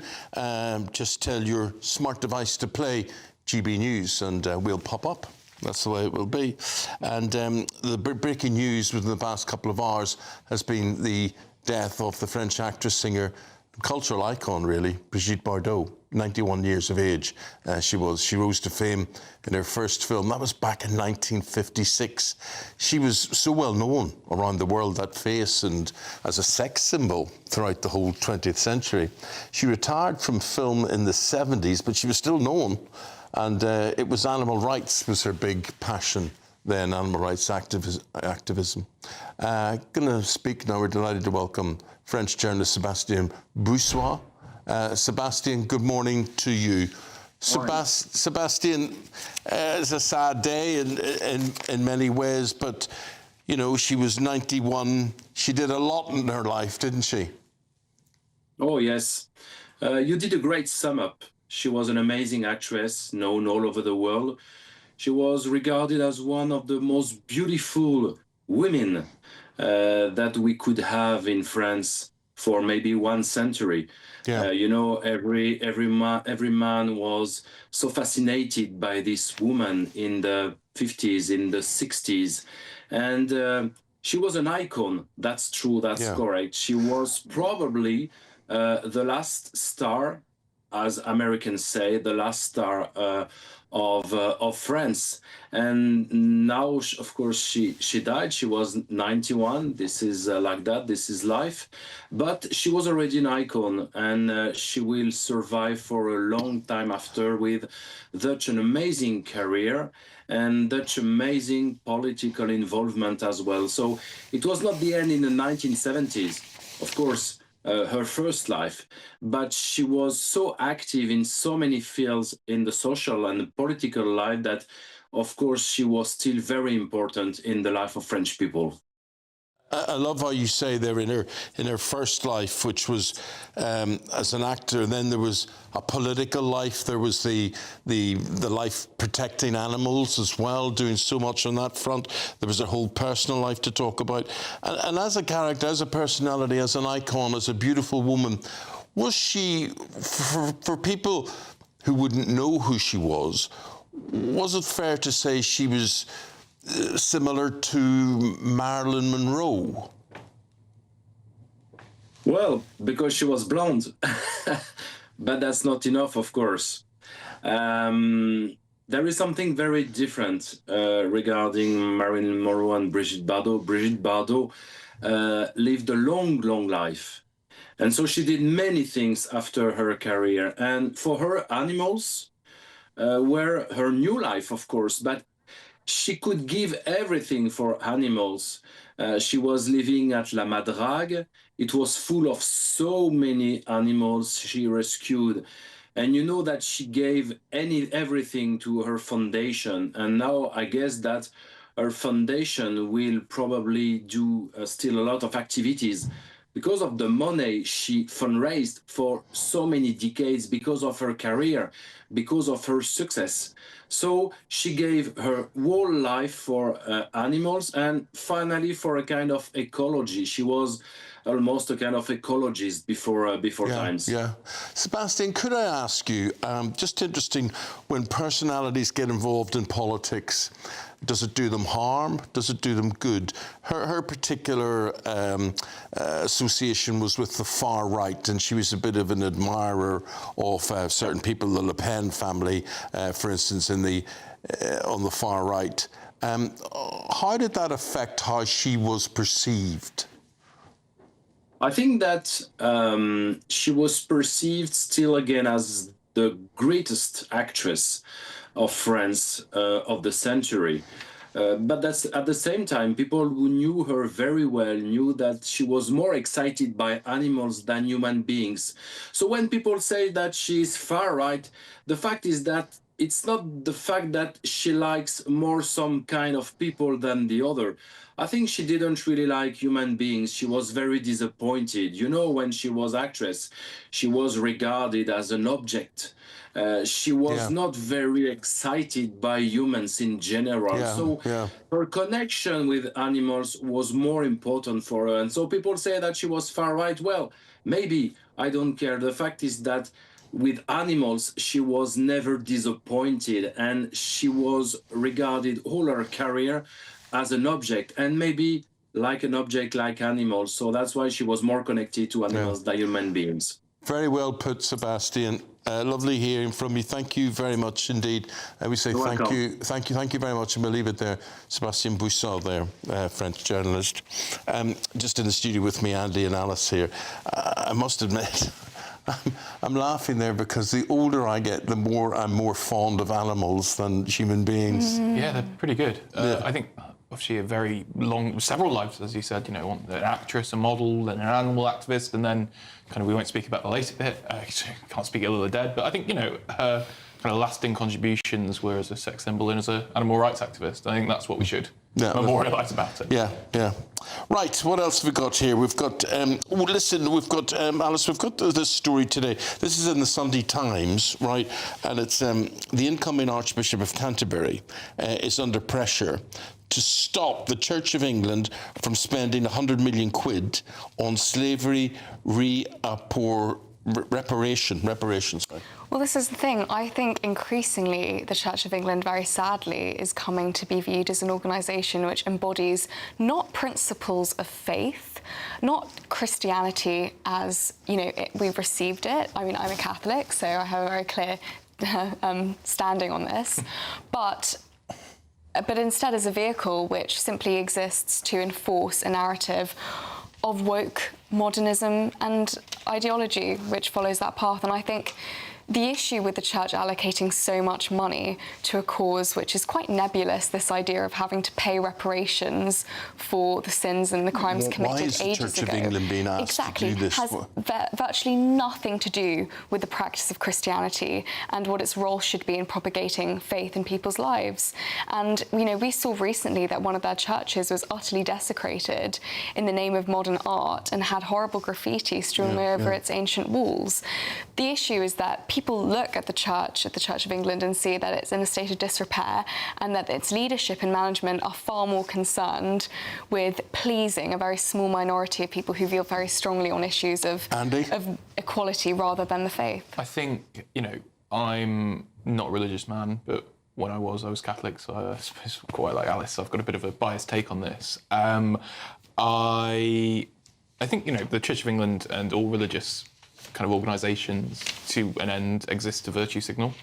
You know, that's really what they do best. I think 100 million is probably quite a lot on slavery reparations. I think, you know, if the Church of England did have a role to play in slavery and, you know, the degradation of communities and people's lives, maybe they should pay a certain amount towards it every year if they're going to spend the money. I think as long as this money is going to, you know, the Christian good, to, you know, the good of society, I don't really have an issue with it. To be honest, it's not. I don't think it's taxpayers' money. I think it's raised by the Church of England. So, you know, I'm sure Alice, as a free market libertarian, will agree it's kind of their money to spend. But take Alice's point. Is this really their job? And if we just throw it out there, and you know, whose job is it to do this? And what does this really change? My point is, for what happened hundreds of years ago, and we're going to give money to a certain community, does it really make any difference? This is the issue. The issue is that the idea of slavery and reparations comes from a very modern notion of having to atone for crimes committed ages ago by people unrelated to us in a completely different era, which, you know, we feel very far away from, and it has become politicised. So the real issue here is not necessarily the aspect of, you know, giving to communities who may have suffered. It is the fact that this is seen inextricably linked from a very particular political agenda. And this is one which has come up time and time again in relation to the Church of England, which is that they are far more focused on equality and diversity narratives than they are on actually propagating Christian spirituality. And on the subject that virtue signalling is somehow the job of a church, it's really not. And the Catholic Church has signal virtues. That's the point. The virtue of Christianity. That's the point. Its job is to increase the virtues in people who wish to belong to faith and to pray. It is not to enforce an idea of what a social virtue should look like and force people to buy into that. Okay, well, go in peace to love and serve the Lord. Indeed. Very well said there. Andy, when you go to the supermarket, when you go to the corner store, whatever it is, and you're buying something, is it important to you to have the own brand, to have the branded brand that we'd all know, Kellogg's or Heinz or whatever it is, or an own brand? Does it matter to you? It does not matter to me. Well, that's good that it doesn't. Because often, like, they're ridiculously more expensive. Just look at this, the price. So we're looking here at a tin of beans. A tin of Heinz baked beans has more than trebled since 2005. So that's in 20 years. So 20 years ago it was 44p. Now it is £1.40. Yeah, none of that. I'll have Sainsbury's or, you know, Asda or Tesco's own. It's fine. Beans are beans. I think. You see, the thing is, I take a different view. None of us ever believed that beans were beans. We just thought this was inferior in some way. But I tend to agree with Andy now that when I do taste things, there's very little difference in terms of taste. What do you think? I think beans has to mean Heinz. Yes, that's what the advert says. Beans means. But that's also because I suppose I'd feel more comfortable trusting in Heinz, given as that they have a leading reputation in tomato-based products. Oh, that's poor. That's Madison Avenue right there. The this is awful. No, beans are beans are beans. I would rather have money in my pocket spent on beer. I'll get picky about beer. I won't drink, you know, own brand beer. Yeah. You know, for beans. But logically, what's the difference between own brand beer and Heinz? I mean, they're the same. The issue is that you have to make a choice. I wouldn't drink Heinz beer, I'd be honest with you. I think Heinz beer would be just a pint of bean juice. How do you say Veganuary. Veganuary. So there's always something to make us miserable in January, isn't it? You've got to go off beer. Dry January. Yeah. I don't believe in all that. I think, you know, it's a dull enough time of the year. Forget all that nonsense. But veganuary, whatever.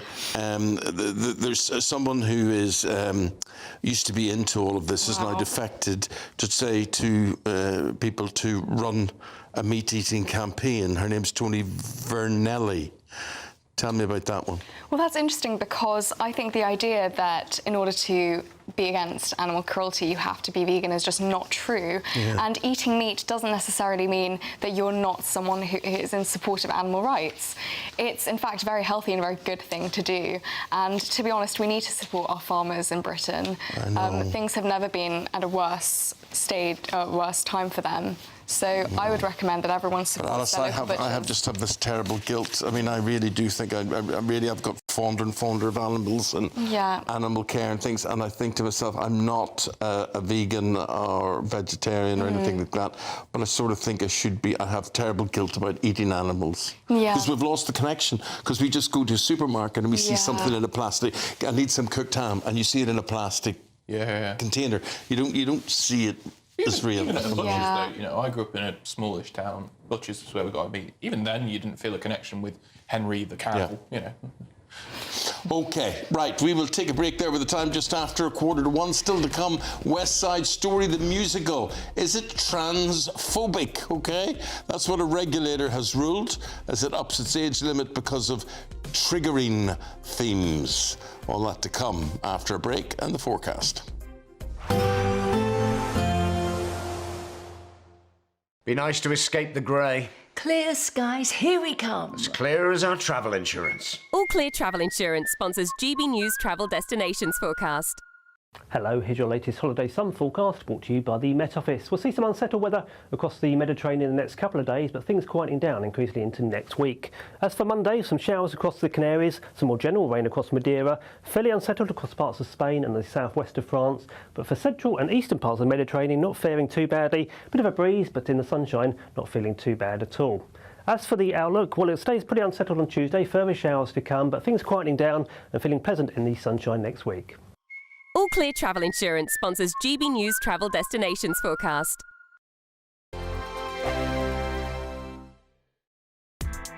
Join me, Nana Akwe, for an informative, interactive news programme with a difference. It's fun. No, he didn't say that, Dave. I'm so surprised. I think there's an element of truth to that. Join me from 3 p.m. every weekend, only on GB News, Britain's news channel. GB News Breakfast, every day from 6 a.m. Well, pub bosses say they face financial ruin after Rachel Reeves' stealth tax raid in the budget as pint prices are ramped up, opening hours are cut and staff are laid off in desperate attempts to keep running. So this morning we're asking, would you pay more for your pint to save local pubs? Well, joining us now is pub owner Mark Brigitte and communications officer for the IEA, Reem Ibrahim. Really good to see you both this morning. Mark, let's start with you. We've spoken to you a lot about your lovely pub.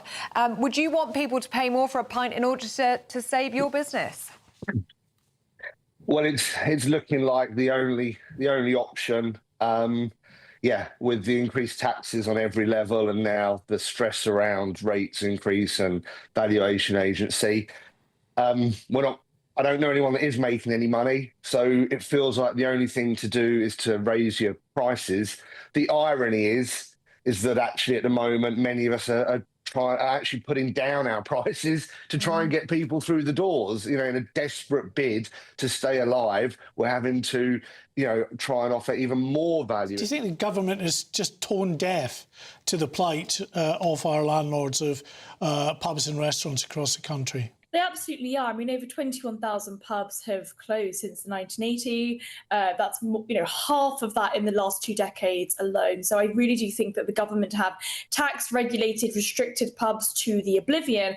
But this is where I disagree with Mark. I don't think it's up to businesses themselves to say, you know what, we're going to remove our profit margins even further. We know that the hikes in national insurance contributions and increase in the minimum wage have a huge impact on small businesses. GB News, the People's Channel. In the GB Newsroom, we bring you the news as it happens. With our team of dedicated journalists across the UK, we're ready to keep you up to date with what's happening every half an hour, every single day. Bulletins here on GB News, the People's Channel, Britain's news channel. Britain was once the envy of the world. But look around. A nation that no longer knows what it is or where it's going. A country that's broken. How do we fix Britain? How do we bring it back? Friday night with Matt Goodwin at 8 p.m. only on GB News.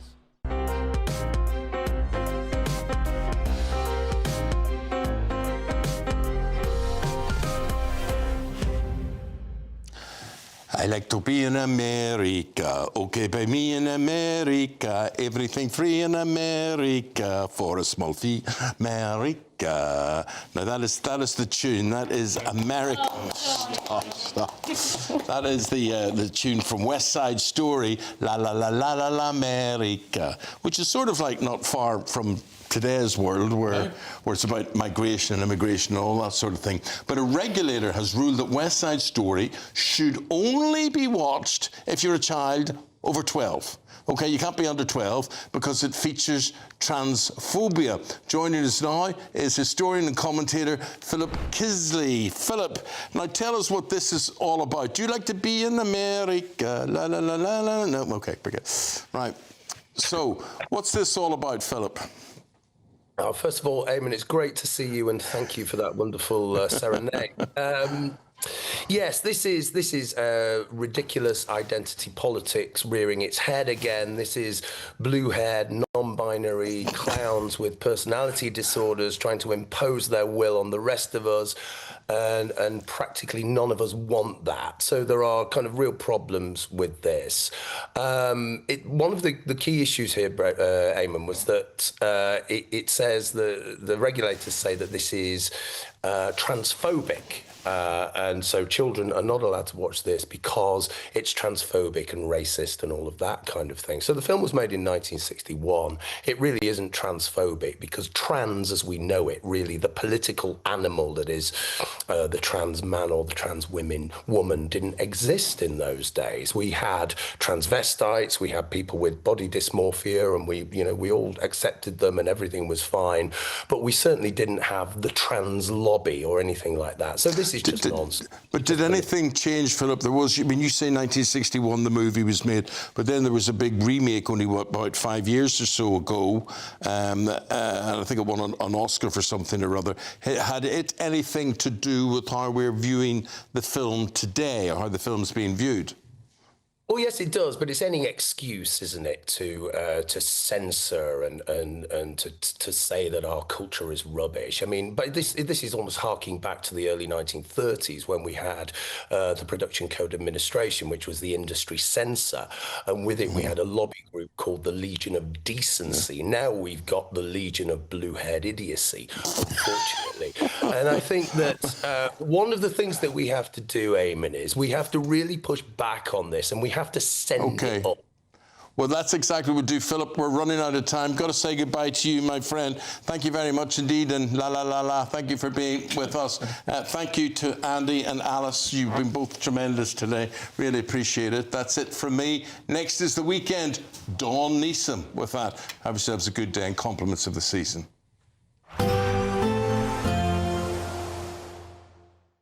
Expect warm spells with the odd rude interruption. Boxed Boilers sponsors the weather on GB News.